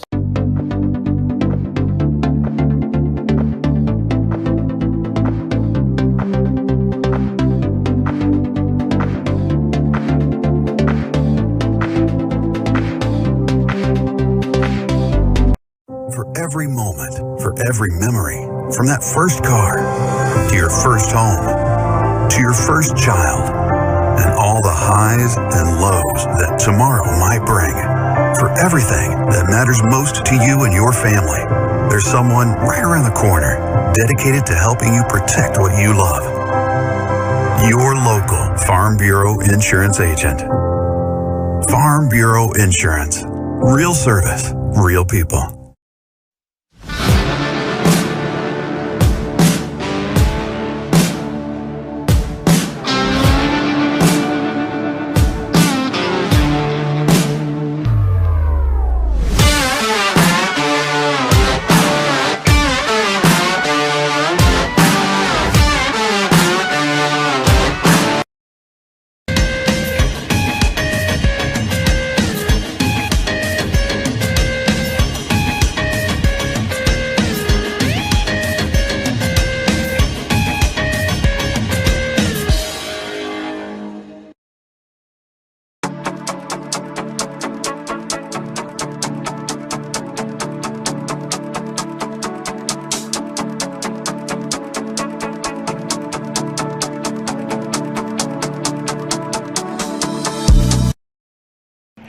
R&J Farms is a proud supporter of the Riverside Rebels and wants to wish the best of luck to both the boys and girls basketball teams this season. Go Rebels!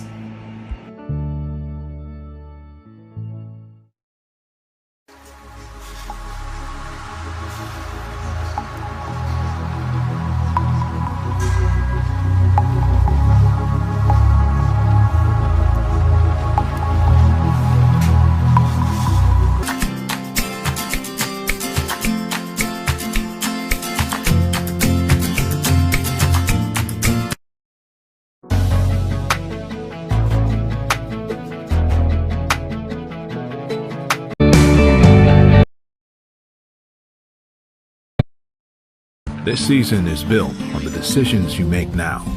From how you finance seed variety for each field, or how much crop nutrition to apply, the right partner helps make decisions that click. Nutrient Ag Solutions. One partner, all in.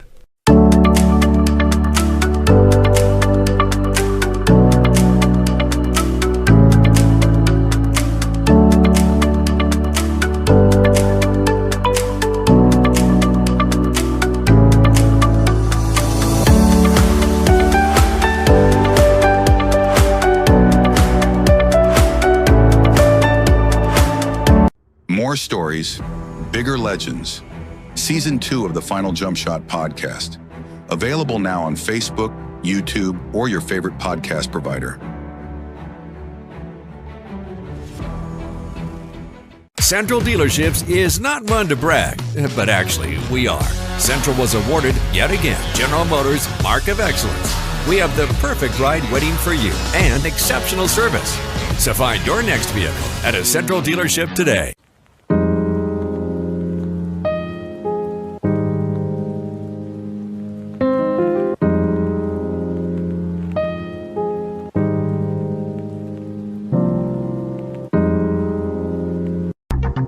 Milligan Heating and AC works to serve the Northeast Arkansas community in meeting all of your HVAC needs. Give Justin Milligan a call at 870-243-2820. For 140 years, homeowners and DIYers have trusted Barton's for their home improvement needs. From small projects to remodels to building a home, our experts are here with the tools, knowledge, and advice to make your project a success. With 10 100% employee-owned locations across Northeast Arkansas and Southeast Missouri, delivery, installation, and free design services, Barton's is your trusted partner for every project. Visit us online at bartons.com. Build it better with Barton's. Lakeside Health and Rehab. Proudly partners with Tailgate Time. Tailgate Time is here to support our local farming community. You can give them a call at 870-680-0222. Monette Co-op is a proud supporter of the VIC Mustangs. Southland Gin is located on Highway 135 in Lake City, Arkansas. They are proud of the reigning state champion Riverside Rebel baseball and softball teams. Southland Gin wishes all Rebel student athletes success this season. Bowman Brothers Incorporated is a family-owned and operated business that served Lake City and Northeast Arkansas for over 50 years. We currently operate a retail hardware store, also selling guns, construction company, real estate, rental property management, and many storages. Located in Lake City, Arkansas on Highway 18, Bowman Brothers proudly supports the Riverside Rebels. Out here, life moves different. Not slower because we're behind. Slower because we choose to soak it in. From post to posting, from stream to streaming. With Empower Broadband, we can FaceTime family across the country and get our work done so we can get back to what matters most. From game to gaming, from boots to booting up, faster internet doesn't mean a faster life. It means more time to enjoy the slow one. Connect faster, live slower with Empower Broadband. From the first seed to a full harvest. From their first steps to their final day of school. From the everyday to the big adventure. From a great job to a greater calling. A true community bank is there through it all because every journey matters.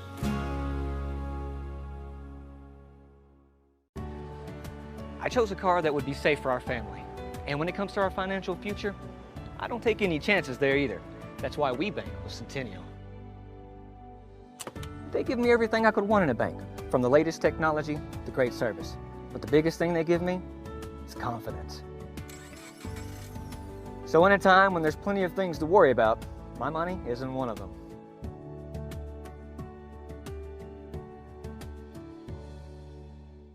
The Everett difference means we are committed to giving back to the communities we serve.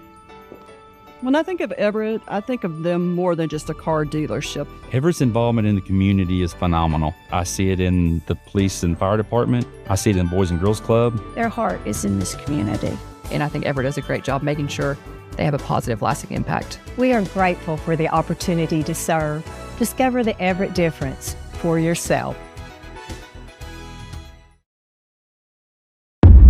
You've heard the saying, Northeast Arkansas, it ain't over till it's over. And it's just getting started. Glensay, Empower, NEA Sports, Temple Baptist Church, and KJNB are bringing the heat at the 2026 Northeast Arkansas Baseball and Softball Media Day, Wednesday, March 11th. High school teams from across the region will join us to give insight into how it's going so far and what we can expect this spring. This is where the stories start. This is where the season begins. Don't miss a moment. Watch it live March 11th on the KJNB Facebook page.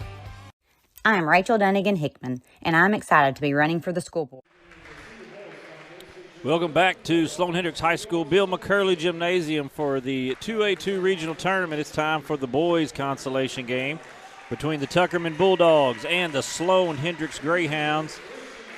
Brad Davis, Marcus Carlton on the call. Marcus, we said familiarity was the name of the day, and these teams are playing for a sixth time this season. It's crazy that you have two teams from the same conference meeting that many times in one season. Had to be two conference. They played in the district semis last week, and must have been two other. I know the Williams WBC, Baptist. The WB Williams Baptist, and then I believe they also played in the 4 seed out of the 2A-2. They got here with a victory over Buffalo Island Central, 58-44 on the opening night, taking out the 1 seed from the 2A-3, and then lost last night 44-53 or 53-44, I should say, to the ICC Cougars. Another team, the Sloan Hendrix Greyhounds, the host of this regional tournament. 32-4, 50-32 in round one, and then fell in a great ball game yesterday to the EPC Warriors, 70-67. Matt Fisher throwing it up in the air, and Tuckerman controls the tip. Hudson Rorix, number 3. Number 2, Caden Hickman. Number 45, Cole McCall.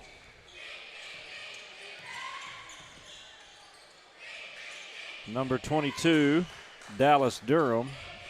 And number 24, Riley Farrell, the starters for Sloan Hendrix. Durham had a really good game yesterday. 3 on the way for Tuckerman is good by Ben Bowen. He can shoot it, folks. And he hits the first to open up scoring, 3-0 Tuckerman. Looks like they're going boxing one on Rorix, on Hudson Rorix, with Christian Ashley shadowing him. Durham's going to get in the paint and miss, and Ashley's going to pull down the board. Understandably, Hudson Rorix, one of the top scorers in the state of Arkansas, for sure the NEA area, but they got some weapons too. You mentioned Dallas Durham having a great game yesterday against EPC. Shot off there's no good. Rebounded by Durham, and they're going to bring it back the other way. And Ashley is not even paying attention to the rest of the floor. He's sticking entirely with Rorix. Interested to know if they've done this any of the other 5 meetings, you know. You would think this is probably not the first time Rorix has seen this. Good switch on the defense there. Now Church is on him. Drive to the basket off the glass is good. Number 45, Cole McCall opens up scoring for the Greyhounds. 3-2. Tuckerman leads with the basketball.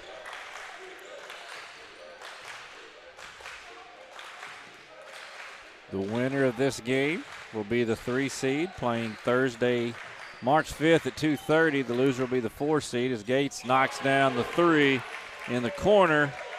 6-2 Tuckerman. Loser will be the 4 seed Tuesday, March 3rd at 2:30 in the state tournament.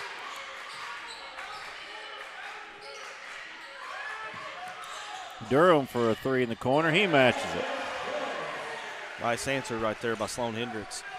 Now, Brad, if you look, I think, you correct me if I'm wrong here, but we're seeing the boxing one.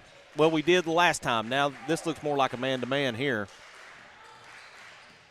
But Church is being shadowed wherever he goes. Good turnover there. I think it might have been a little triangle and 2 with against Church and Ashley. Okay. Nice move there in traffic by number 24, Riley Farrell. He gets his first bucket of the game, and it's 7-6.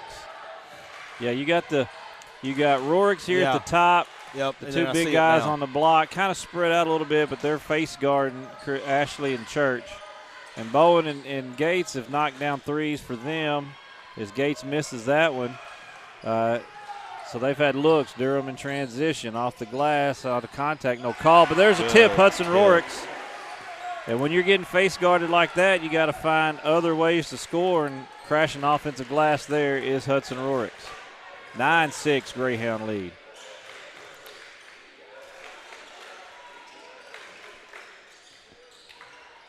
Three-pointer no good. Rebound. And they'll say out of bounds to Sloan Hendrix. Yeah, Gates missed the three, and the offensive rebound was tapped back to him. Got another look, just couldn't control it.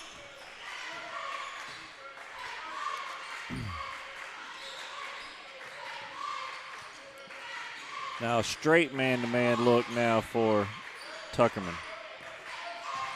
Switching off there. Oh, nice beautiful. dish, Durham. Beautiful. To Farrell. And that's his second bucket of the game. It's timeout. Tuckerman, 30-second timeout. We'll be back here on NEA. Wallace, and I'm running to be your prosecuting attorney. I'm a husband, father, former deputy prosecutor, and lifelong Arkansan, committed to keeping our families and communities safe. You deserve a prosecutor who is tough on crime, will stand up for victims, and keep our justice system fair and firm. As your next prosecutor, you can count on me to continue working hard every day. I'm Ryan Wallace, and I'm running to be your next prosecuting attorney. I would be honored to earn your vote on March 3rd. We're back here at Sloan Hendrix High School Bill McCurley Gymnasium for the fourth place game in the 2A-2 Region Boys Tournament. Sloan Hendrix 11, Tuckerman 6 early on in this one, and Tuckerman came out firing, hitting 2 threes, and Sloan Hendrix just battled back, get some transition buckets, off some steals and rebounds to take an 11-6 lead.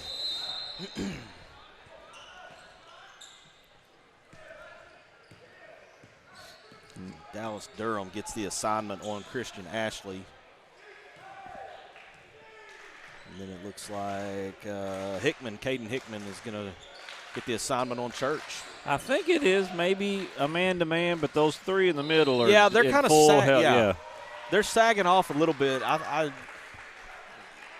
If there is such a thing as a matchup triangle in two, that's kind of what it looks like. It's essentially a matchup with you're guarding somebody, but you're in help side if they don't have the ball ever. Turnover there back to Sloan Hendrix.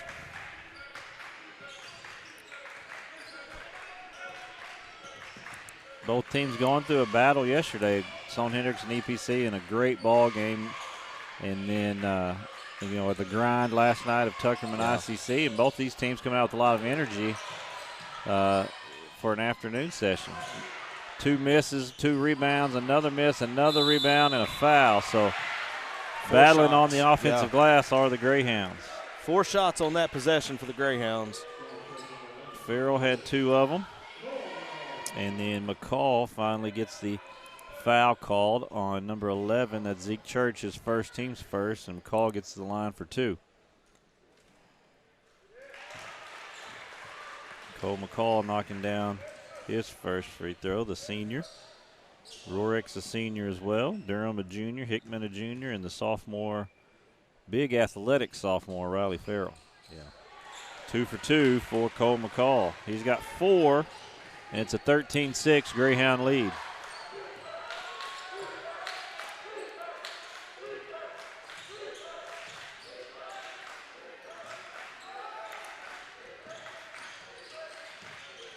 Driving kick back to Gates for 3. He's short on that. He hit his first one. He's missed his last couple. Farrell pulls out his 4th rebound. 3 from Rorix on the way, no good. McCall rebound, no good. Rorix rebound, fadeaway jumper is good. That's a tough shot right there.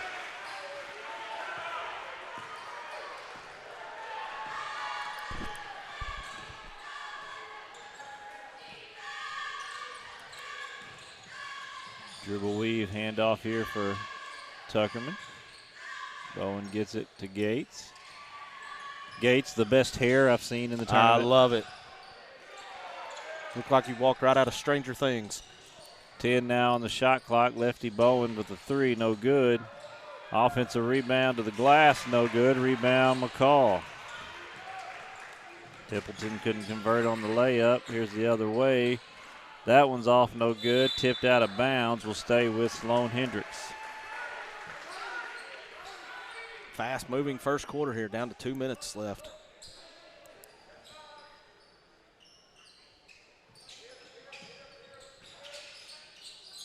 Rorick to McCall. He's going to drive on Gates all the way to the rim. Beautiful move. No good. Draws a foul, though, and he'll go to the free throw line.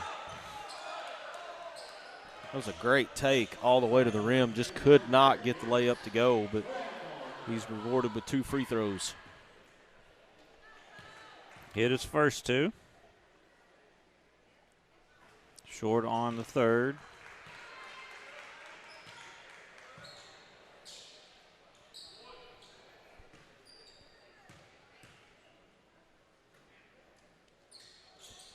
But converts on the fourth. He's 3 for 4. He's got a bucket in a field goal. He's got 5, and it's a 16-6 Greyhound lead after a 6-2 start by Tuckerman. A 14-0 Sloan Hendrix run. That's pretty solid. Church for 3, top of the key. It's off, no good. Battle for the rebound as Hudson Rorix gets his 3rd board. Brings it across.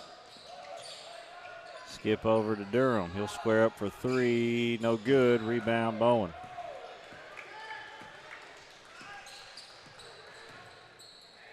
Gates thought about it.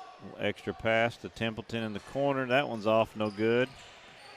And Hickman pulls down the board. Greyhound Hickman into the paint. A little lefty hook. No good. Templeton gets the board to Gates, and they're off the other way. Foul going to be called here on Dallas Durham.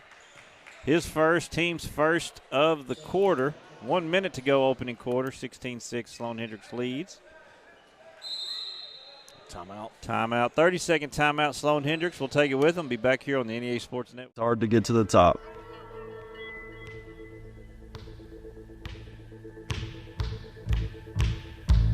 But how do you stay at the top? Hard work every day.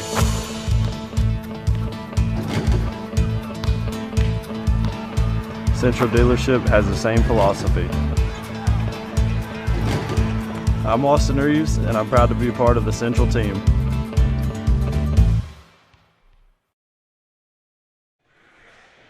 Back here at Sloan Hendrix Bill McCurley Gymnasium, where the host Sloan Hendrix Greyhounds 16-6 lead over the Tuckerman Bulldogs in this 3rd place game of the 2A-2 regional tournament. Winner is the 3 seed in the state tournament. Will play March 5th at 2:30. That's Thursday. Loser will be 4th place Tuesday, March 3rd at 2:30. Hampton versus Poyen. Poen. If you read it, you say it. Right. Hampton versus Poen in the regional final out of the 2A-4. That's the matchup that they're looking at tonight at 7:30. 3 at the top of the key is no good. Rebound Dallas Durham. Back quickly the other way. The Greyhounds not afraid to push in transition. Trailing 3 by Rorix, no good. Gates pulls down the board. State tournament in Poland, Arkansas. So 2 of the teams out of the 2A-2 will have to battle the host in the opening round. Here's a steal by Rorix. He's going to go in with the right hand and missed miss. it. Church with the board. Good slap from behind. Back slap. 3 on the way. That's going to be deep into the student section of Bill McCurley Gymnasium. And that's the end of the quarter with your score, Sloan Hendrix 16, Tuckerman 6, back here on NEA Sports. Here, life moves different. Not slower because we're behind. Slower because we choose to soak it in. From post to posting, from stream to streaming. With Empower Broadband, we can FaceTime family across the country and get our work done so we can get back to what matters most. From game to gaming, from boots to booting up, faster internet doesn't mean a faster life. It means more time to enjoy the slow one. Connect faster, live slower with Empower Broadband. From the first seed to a full harvest. From their first steps to their final day of school. From the everyday to the big adventure. From a great job to a greater calling. A true community bank is there through it all because every journey matters.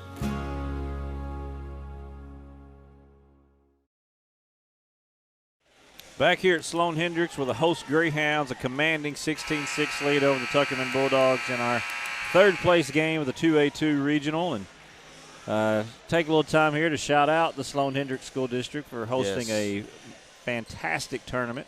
Been great ball games, but great hospitality as well. Oh, the food has just been ridiculously good. 2 more tonight. We'll have the finals for you here on NEA Sports. As at 6 o'clock, we've got the Sloan Hendrix Lady Greyhounds as Hudson Rorix knocks down to 3. He's got 7, and it's 19-6. Greyhounds. Sloan Hendrix Lady Greyhounds, the Riverside Lady Rebels in a rubber match. They've each got a victory over each other this year. Arguably the game of the night, arguably. And then the boys' final at 7:30 to follow as Gates pulls down the offensive rebound there. Inside off the glass, no good. Rebound to Church is up and good. Breaks the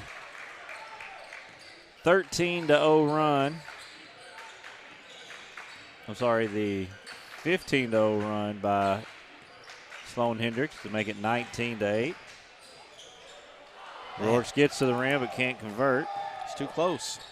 That's 2 layups right there close together. Christian, jump stop paint, over the top, rolls it in. Nice move there, Christian Ashley. Good use of the jump stop there to create a little separation. Boys final at 7:30. The EPC Warriors and the Izard County Cougars doing battle. So should have great games tonight in the finals. We'll be back here at 6 for those. Reaching foul there on Zeke Church. That's going to be his second. Team's first of the quarter.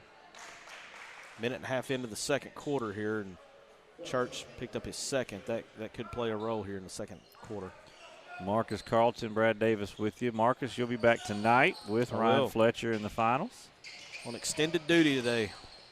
Get to hang out in Bowdoin on a beautiful Saturday. Yeah. Gates pulls down that rebound. He's got 4 boards early in the second quarter here, as they try to keep clawing back into this lead. It was 19-6, and they've a little 4-0 mini run here to get it under double digits. Bowen for 3 from the wing is off, no good, and rebound Farrell. That's his 5th. Tuckerman just having trouble getting the ball to go in the hole from deep as Durham gets his own miss and sticks it back in. He's got 5, and it's 21-10. Good strong putback there by Durham after missing the initial. Sloan Hendrix really owning the offensive glass in this first half. All over it, yeah.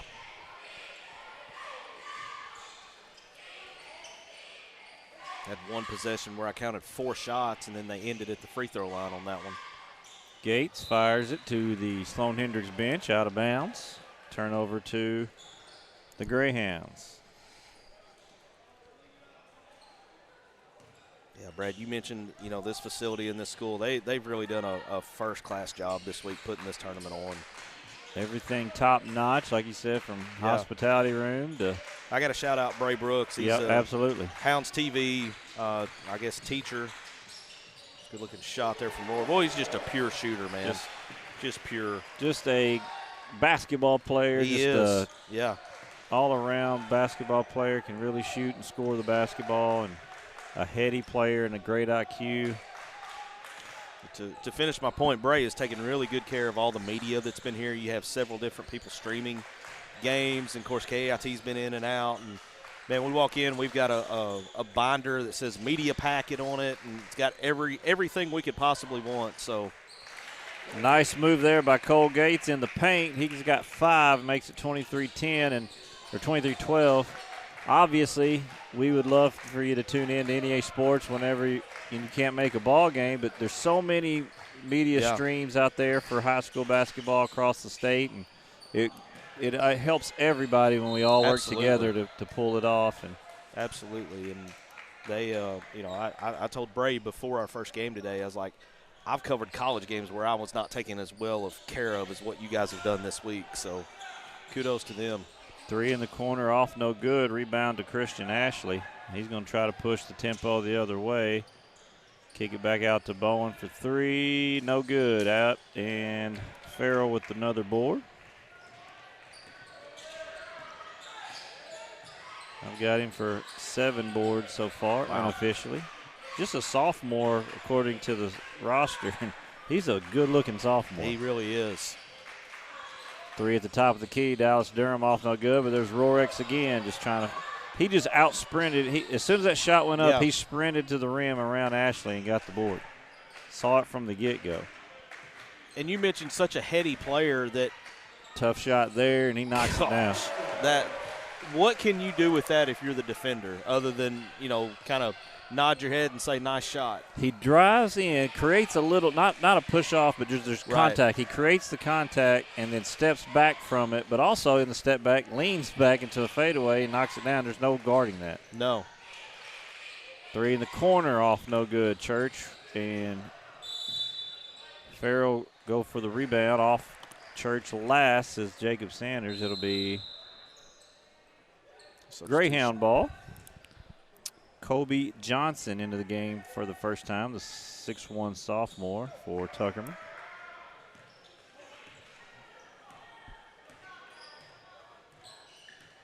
The game used to be guards want to create space, but now a lot of times they want to create contact in order to create space and either get to the paint. That's a deep 3 contested, and that almost went in. Rebound to Templeton.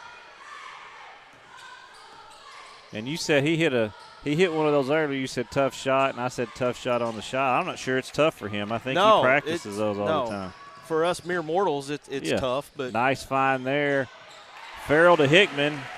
Hickman's got his first bucket of the game. Assist to Farrell, and it's 27-12, Sloan Hendrix. That's what the good ones do, though. They make the unordinary look routine and easy. I mean, that's to him, that's probably no different than shooting a free throw. Gates off on the 3, tipped out of bounds to Sloan Hendrix. We got to live in the gym. We hear the term gym rats. You got to live in the gym.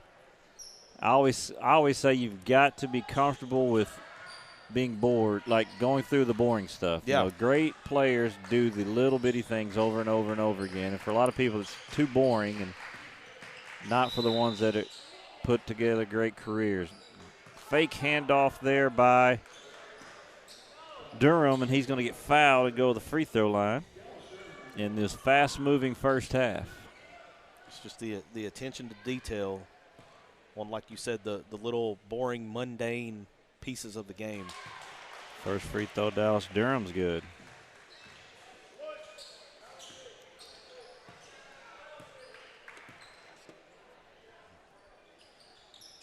Second one's good. He's got 7, and it's 29-12. Sloan Hendrix Greyhounds, coached by Daniel Bates. And Josh Longino, the man in charge of the Tuckerman Bulldogs. 2 very good coaches. And you look at the 2A-2 and the 2A-3, this region 2A, nice step through there by Zeke Church, who gets on the board. His 4th, he's got 4 points, I should say, 29-14, but both these conferences, which make this region, are just packed with good coaches. Just absolutely loaded. Nice spin away there off the fake by Hudson Rorex. Showcasing footwork in that regard. Got his man in the air and spun back away from the block attempt and knocked down the fadeaway jumper.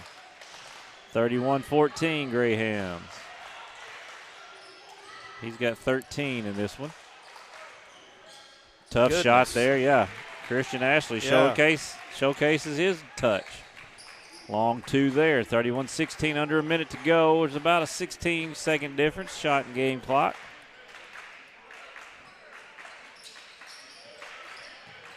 Inside to Durham. He's going to go up strong and finish. Nice feed from Hickman. Finish.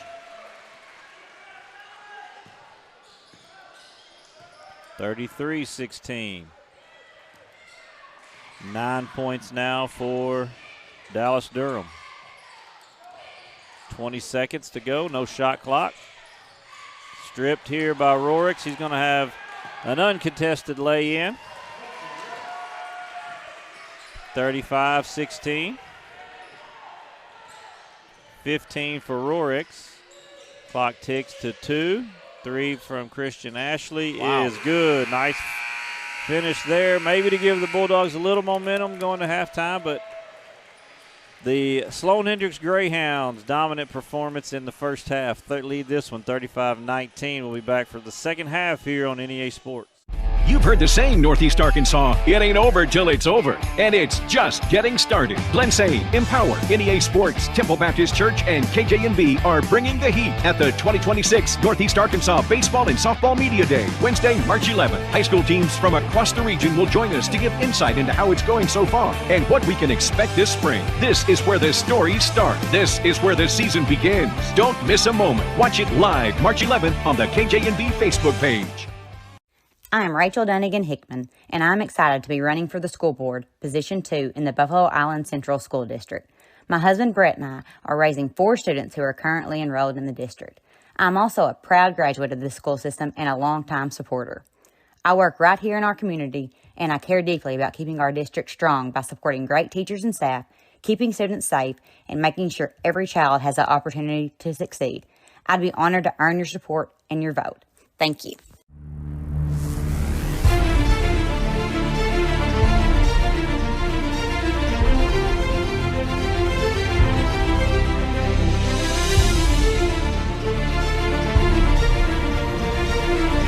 Sports fans, it's tax season. Located at 119 South Main in Leachville, Arkansas. Give CPA Kyle Thrasher a call at 870-539-2640. I'm Ryan Wallace, and I'm running to be your prosecuting attorney.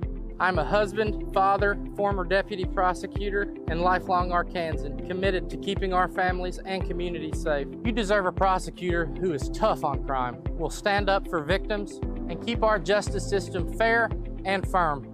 As your next prosecutor, you can count on me to continue working hard every day. I'm Ryan Wallace, and I'm running to be your next prosecuting attorney. I would be honored to earn your vote on March 3rd. It's hard to get to the top.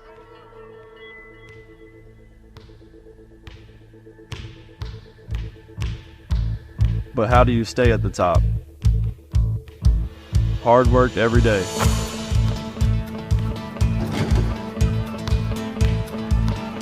Central Dealership has the same philosophy. I'm Austin Reeves, and I'm proud to be a part of the Central team. Newark Pharmacy proudly cares for Newark and many surrounding communities. Our pharmacy offers a personalized customer service experience you expect from a locally owned store. Be sure to download our pharmacy app.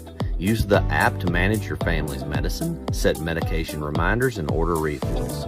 We offer a great gift department. We strive to carry a gift for any occasion, including birthday, wedding, anniversary, graduation, and all holidays. Newark Pharmacy says go Timberwolves.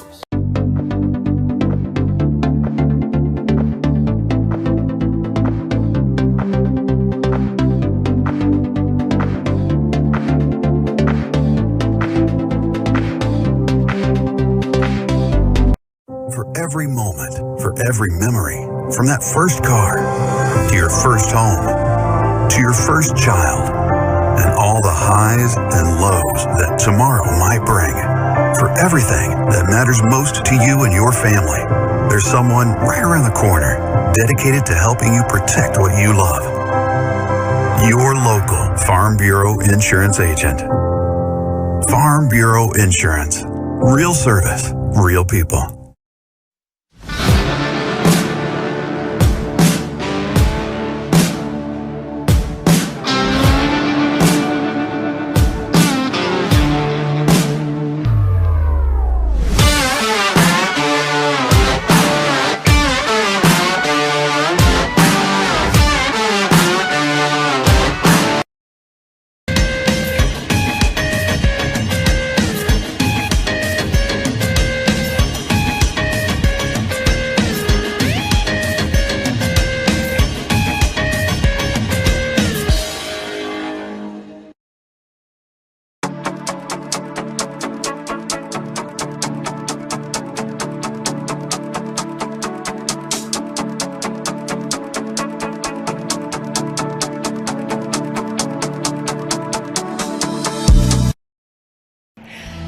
R&J Farms is a proud supporter of the Riverside Rebels and wants to wish the best of luck to both the boys and girls basketball teams this season.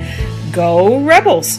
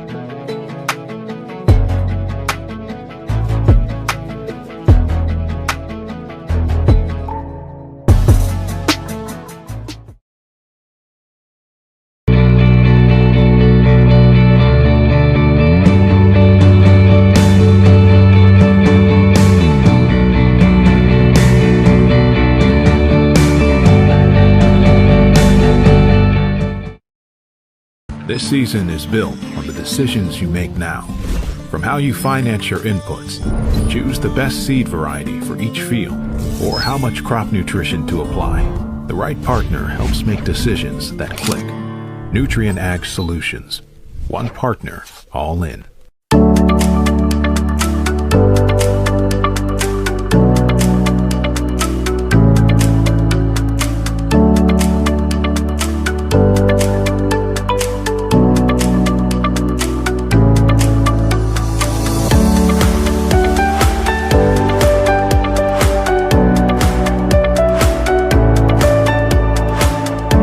More stories, bigger legends.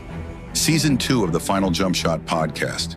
Available now on Facebook, YouTube, or your favorite podcast provider. Central Dealerships is not one to brag, but actually we are. Central was awarded, yet again, General Motors Mark of Excellence. We have the perfect ride waiting for you and exceptional service. So find your next vehicle at a Central dealership today.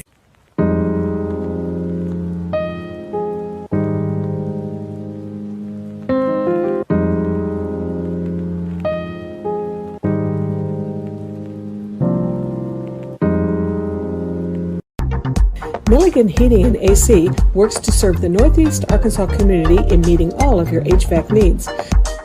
Give Justin Milligan a call at 870-243-2820. For 140 years, homeowners and DIYers have trusted Barton's for their home improvement needs. From small projects to remodels to building a home, our experts are here with the tools, knowledge, and advice to make your project a success. With 10 100% employee-owned locations across Northeast Arkansas and Southeast Missouri, delivery, installation, and free design services, Barton's is your trusted partner for every project. Visit us online at bartons.com. Build it better with Barton's.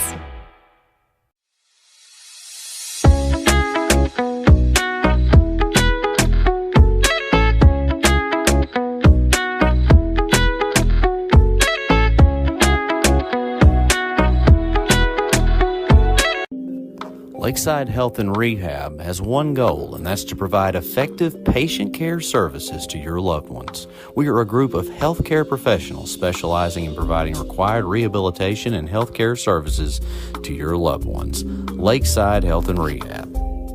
Honett Co-op Incorporated proudly partners with Tailgate Time. Tailgate Time is here to support our local farming community.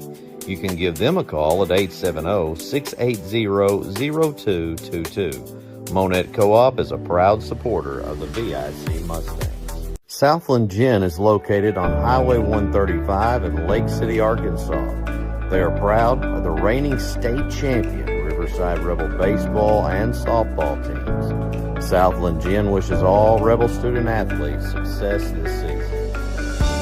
Bowman Brothers Incorporated is a family-owned and operated business that served Lake City and Northeast Arkansas for over 50 years. We currently operate a retail hardware store, also selling guns, construction company, real estate, rental property management, and many storages.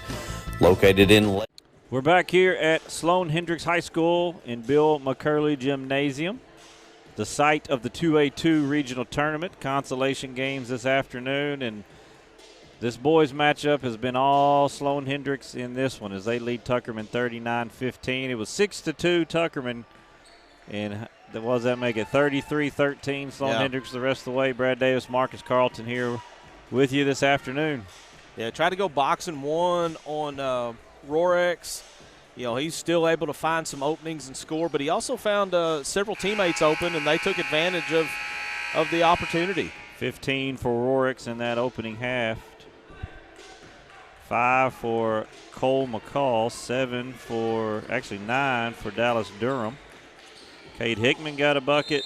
Riley Farrell with 4 for the Greyhounds, and Tuckerman will have the ball to start the second half. Winner of this one will be the 3 seed out of the region and play Thursday, March 5th at 2:30. The loser will be the 4 seed, play Tuesday, March 3rd. It's Thursday, March 5th at 2:30 for third place. Tuesday, March 3rd for fourth place at 2:30. Am I saying those right? I feel like I'm getting done. Yeah, okay. I follow you. I'm reading them, and I'm like, I think I'm saying the wrong thing. Back the other way for Sloan Hendrix.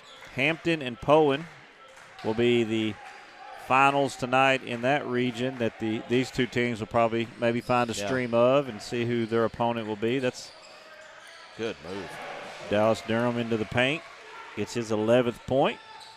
Yeah, it would not surprise me if you have a quote-unquote team meeting to get together and find the stream and maybe kind of talk through a little bit of a scouting report type deal. That region's in Hampton. That 2A-8 district swept through that region. Poen actually the 4 seed in it, playing the conference and district champion Hampton Bulldogs. So one of these teams will have to deal with the host school next week at State in their opening contest. You get to this level, there are no more easy games. Shot was off as the horn expired, but there is Zeke Church with the board and gets fouled. He'll go to the free throw line to shoot 2. Foul was on Farrell, his first, team's first of this half.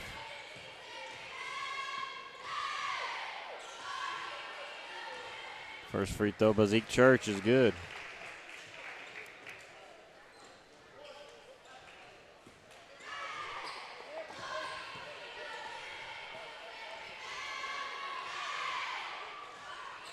Oh, off on that one. There is McCall with his board.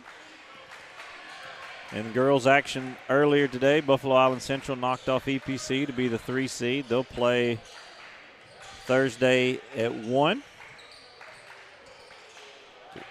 against the Poen and Dirks girls loser tonight in that regional final. EPC will play Tuesday at 1 o'clock to open the state tournament against the winner of that game. Foul here will be on Hickman.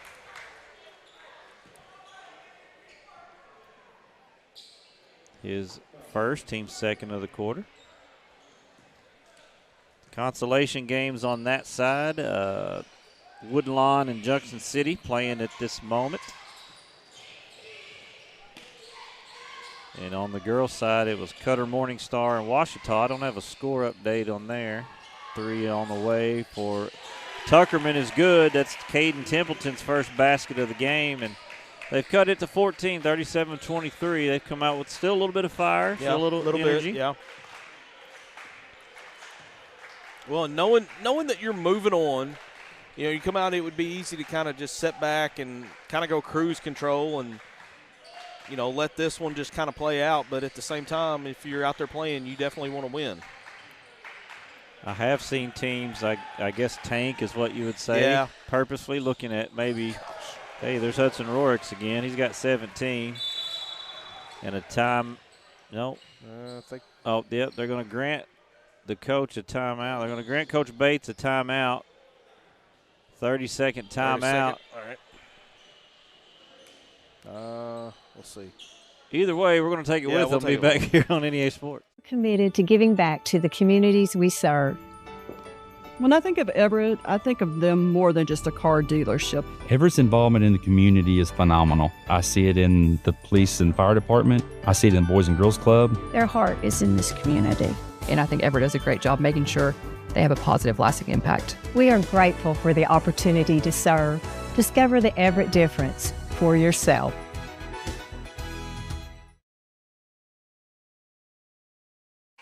Back here at Sloan Hendrix, consolation game of the 2A-2 regional tournament. Boys action, Sloan Hendrix 39, Tuckerman 23 after the timeout. Tuckerman will have the inbounds here as they come out with a little fire, still some energy after a dominant half by the Greyhounds, but Hudson Rorix kind of slowed that early start there with the bucket as they're going to pick up full court here on Christian Ashley in guard. We were saying beforehand, I have seen teams totally tank. They're going to get Durham with the foul there. It'll be the third team foul of the quarter, second on Durham.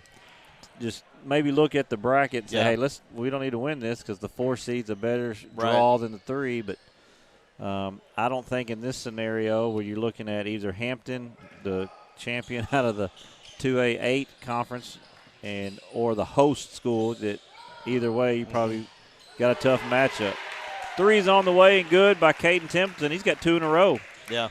Makes it 13, 39-26. Yeah, I think that the matchup in that other regional is kind of a pick-your-poison kind of deal.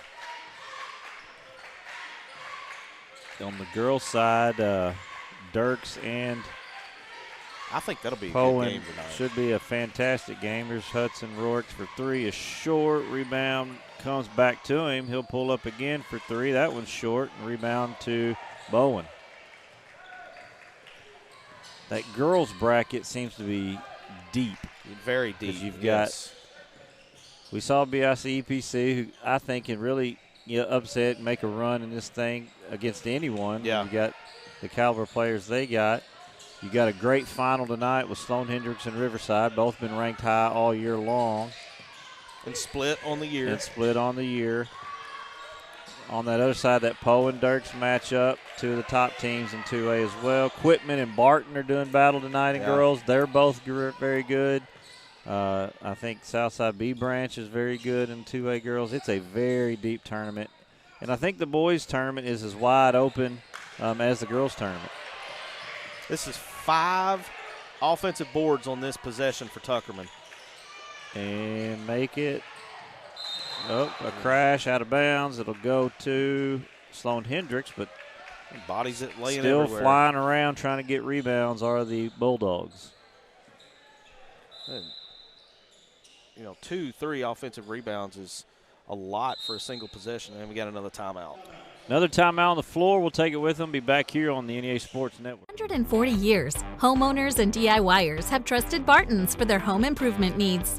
From small projects to remodels to building a home, our experts are here with the tools, knowledge, and advice to make your project a success. With 10 100% employee-owned locations across Northeast Arkansas and Southeast Missouri, delivery, installation, and free design services, Barton's is your trusted partner for every project.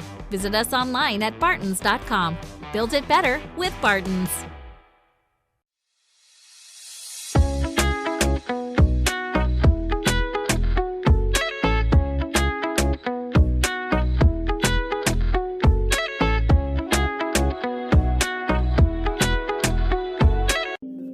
Lakeside Health and Rehab has one goal, and that's to provide effective patient care services to your loved ones. We are a group of healthcare professionals specializing in providing required rehabilitation and healthcare services to your loved ones. Lakeside Health and Rehab. We're back here at Bill McCurley Gymnasium on the campus of Sloan Hendrix High School, 2A-2 regional consolation game. Sloan Hendrix 39, Tuckerman 26. Tuckerman showing a little life here in the second half. Yeah. The Greyhound basketball in this battle of canines.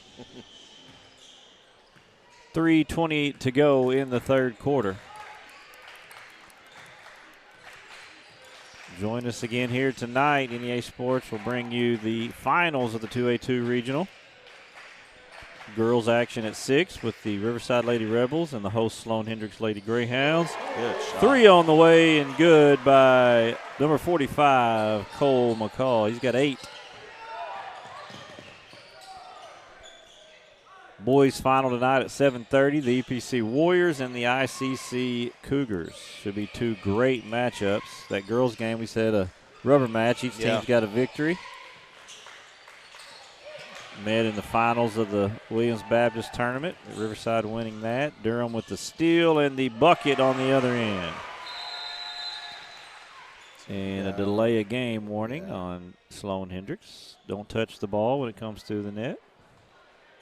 But Brad, it's not out of the realm of possibility, this girls matchup tonight, to see a rematch in about a week or so down at Hot Springs. Absolutely. Sloan Hendrix got a victory against Riverside here on this floor, I believe, non-conference matchup. I think that's right. Coach Tyler Timms brought his team up here. Bowen for 3 in the corners long. Rebound, McCall. McCall with 8 in the game. He's going to take a 3. Just hit one. He's on long on that one. Rebound down to Durham. 3 on the way, off, no good. McCall gets another board off the glass, no good. There's Zeke Church, pulls down the rebound.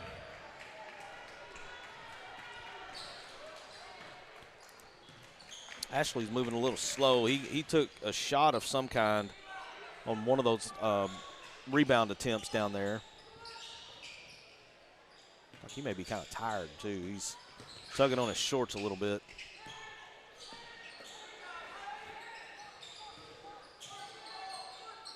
They had the late game last night, so understandably if they're starting to run out a little gas. But I thought both teams in a bounce-back game as the shot clock expires and no one knew it, even myself. I didn't. that it was running low. I'll at least glance up, but I didn't even have any inkling that the clock was running out. Turnover back to the Greyhounds. They lead this one by 18, 44-26. Minute to go, third quarter. But, these bounce-back games are sometimes tough the day after a loss, and sometimes it's who can provide energy. But I thought both teams really have come out with great energy in this one. Shot off there, and they're going to get a foul on Gates for Tuckerman, and the ball will stay with Sloan Hendrix on the rebound. That's the first foul on Tuckerman this quarter, second foul on Gates, 47.9. So about a 13-second difference between shot and game clock.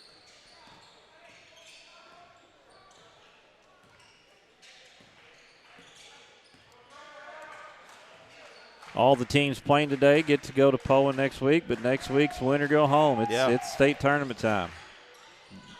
Rourke. No more mulligans after this week. Ball stripped there, stays with Sloan Hendrix. Ball hit the rim, so the shot clock reset and is off with 26.7 to go in the third quarter.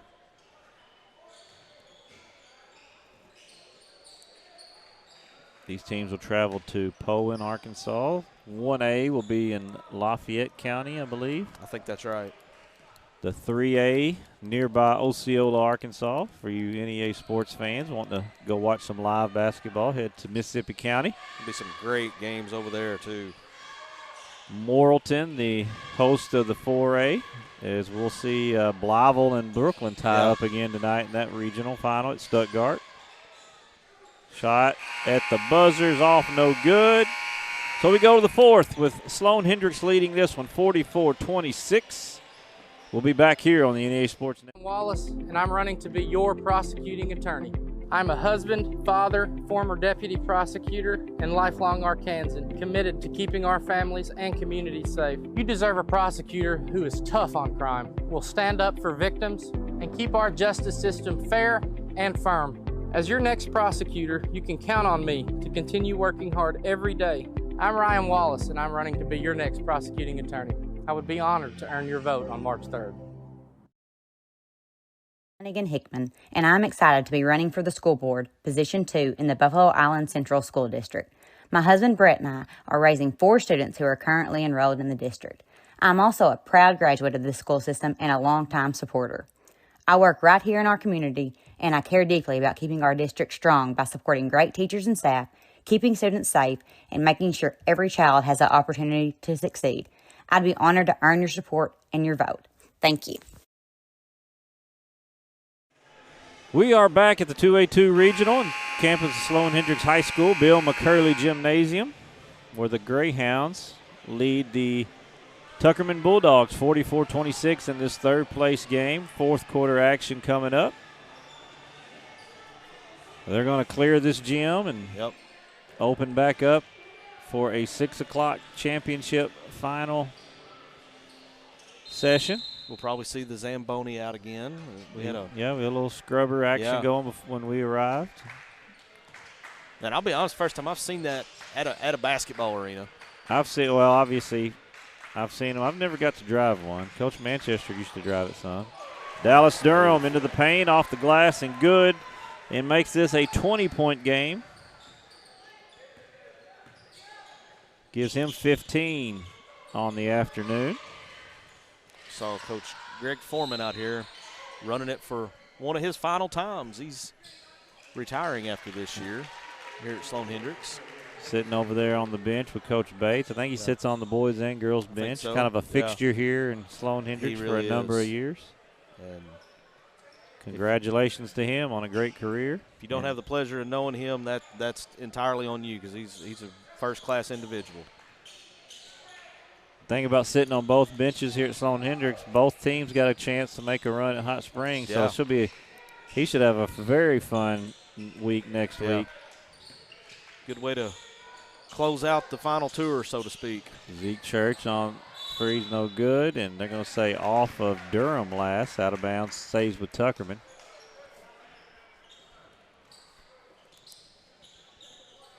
To finish off those state tournament sites, we got to Morrilton, I think, with a 4A. 5A will be headed to Farmington next week. And 6A down in Bryant. The Hurricane of Jonesboro, boys and girls both making it down to Bryant. Valley View girls. Farmington's another host that I believe will have both girls and boys. Very, very good. Marion boys winning the 5A East. Greene County Tech girls. Both of them teams going undefeated, so they'll both have shots at getting to Hot Springs. I played high school ball against Coach Johnny Taylor, and he was pretty salty. He could go. He wasn't afraid to tell you about it either. That boys tournament is loaded. Marion winning it. They're on the same side as Farmington, and then you've got Little Rock Christian in there in the mix as well with J.J. Andrews back healthy. Missed there and a rebound back to the Greyhounds. They have a 20-point lead with 6:25 to go in this one. Northwest Arkansas get a little preview of what's coming to the Razorbacks next year with Mr. Andrews. Rorix to the rim, gets fouled, finishes, and one. That's just such a great move. Absorb the contact, fight your way through it, get the two. One aspect of his game we haven't really talked about is his movement away from the ball. He just kind of continues to move, doesn't stop, and he ran from one side under the rim all the way to get the handoff and dribbled to the complete other side to find the gap and a couple screens to get the and one. Free throw's good. And that's 18 for him. You got a guy that moves like that constantly. It makes him even that much harder to guard, because you don't know where the back pick is coming from, or, what he's going to do, if he's going to jab step and go the other direction. Correction, that's 21 for him. Math is hard sometimes. Ball deflected out of bounds, stays with the Bulldogs.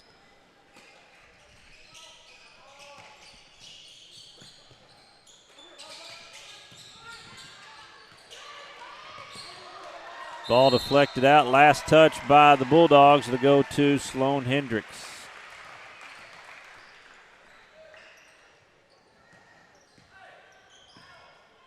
.23 lead for the Greyhounds.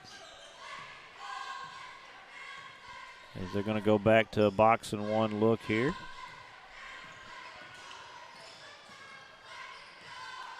Good switch off there on defense. Nobody goes with him that time, though, and he knocks down the three.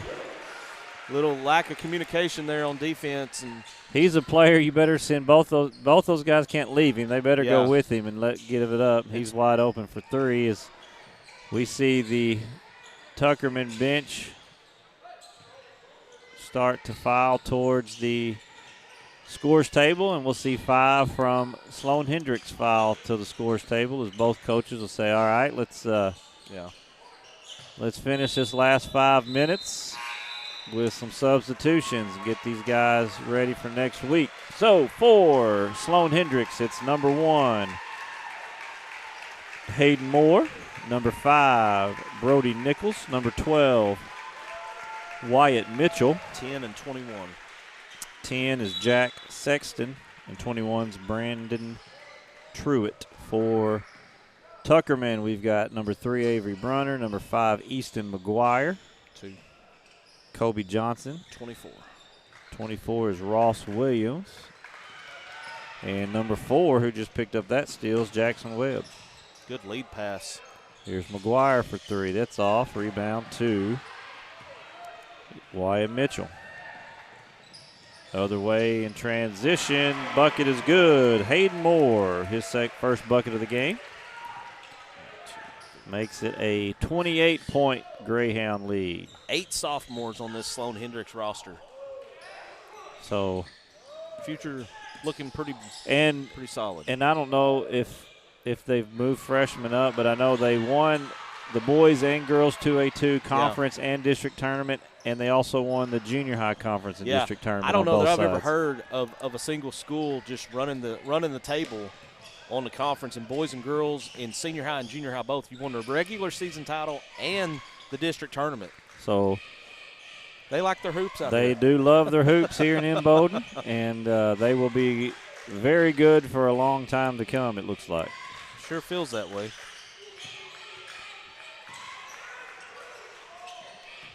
Shot clock now down to 6. Pull-up jumper. Ross Williams knocks it down.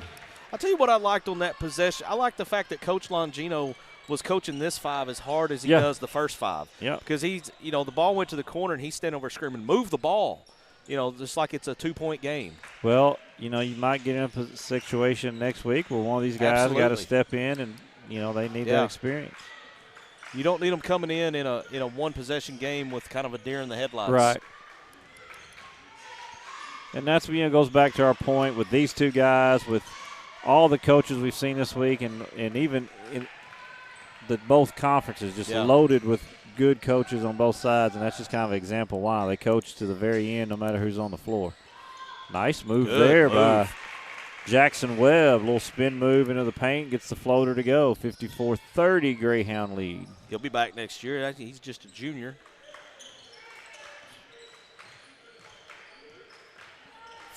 6 sophomores on Tuckerman as well, so a lot of youth on both teams. That's number 21, Brandon Truitt, with the drive and bucket for Sloan Hendrix.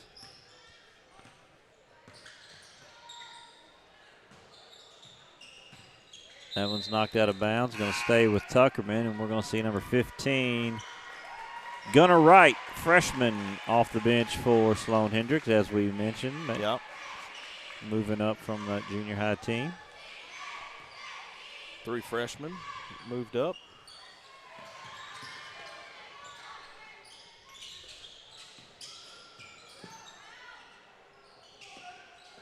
And these teams guarding hard and playing hard just all the same. Love to see these guys that maybe don't get a lot of minutes, but they come in and they play it. It's not a 26-point differential to them. It's a one-possession game in their eyes.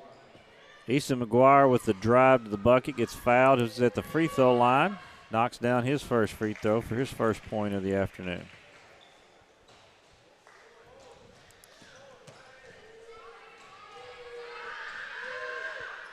That one's way short. Rebound hauled in by Wyatt Mitchell. And that's a travel. Ball will go back to Tuckerman.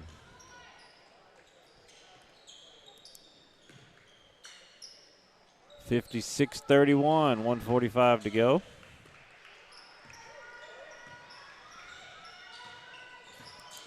Good move.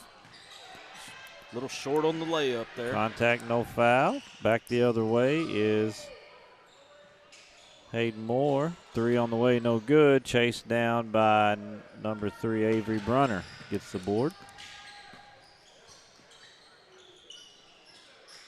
3 on the way is no good. Rebound number 10, Jack Sexton.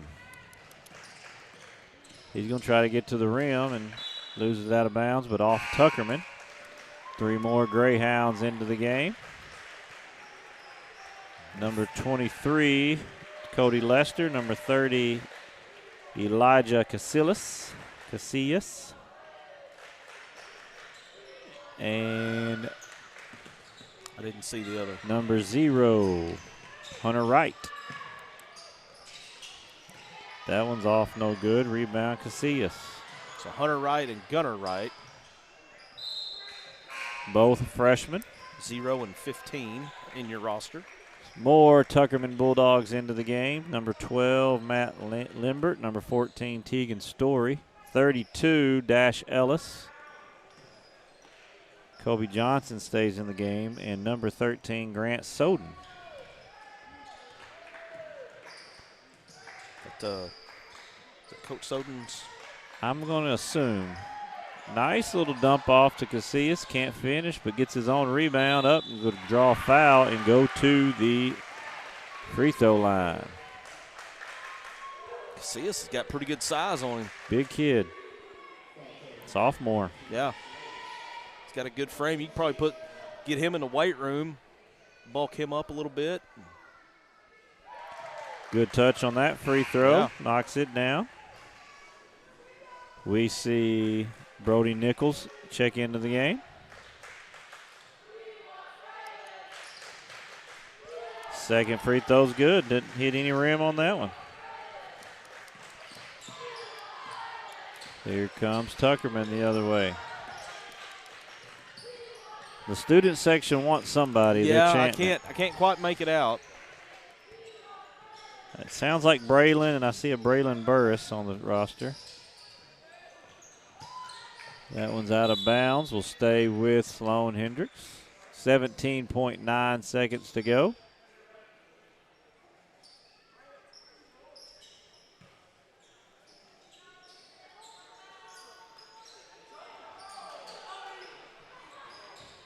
They're going to throw it in. Loose ball picked up by Nichols. He was working hard for that steal.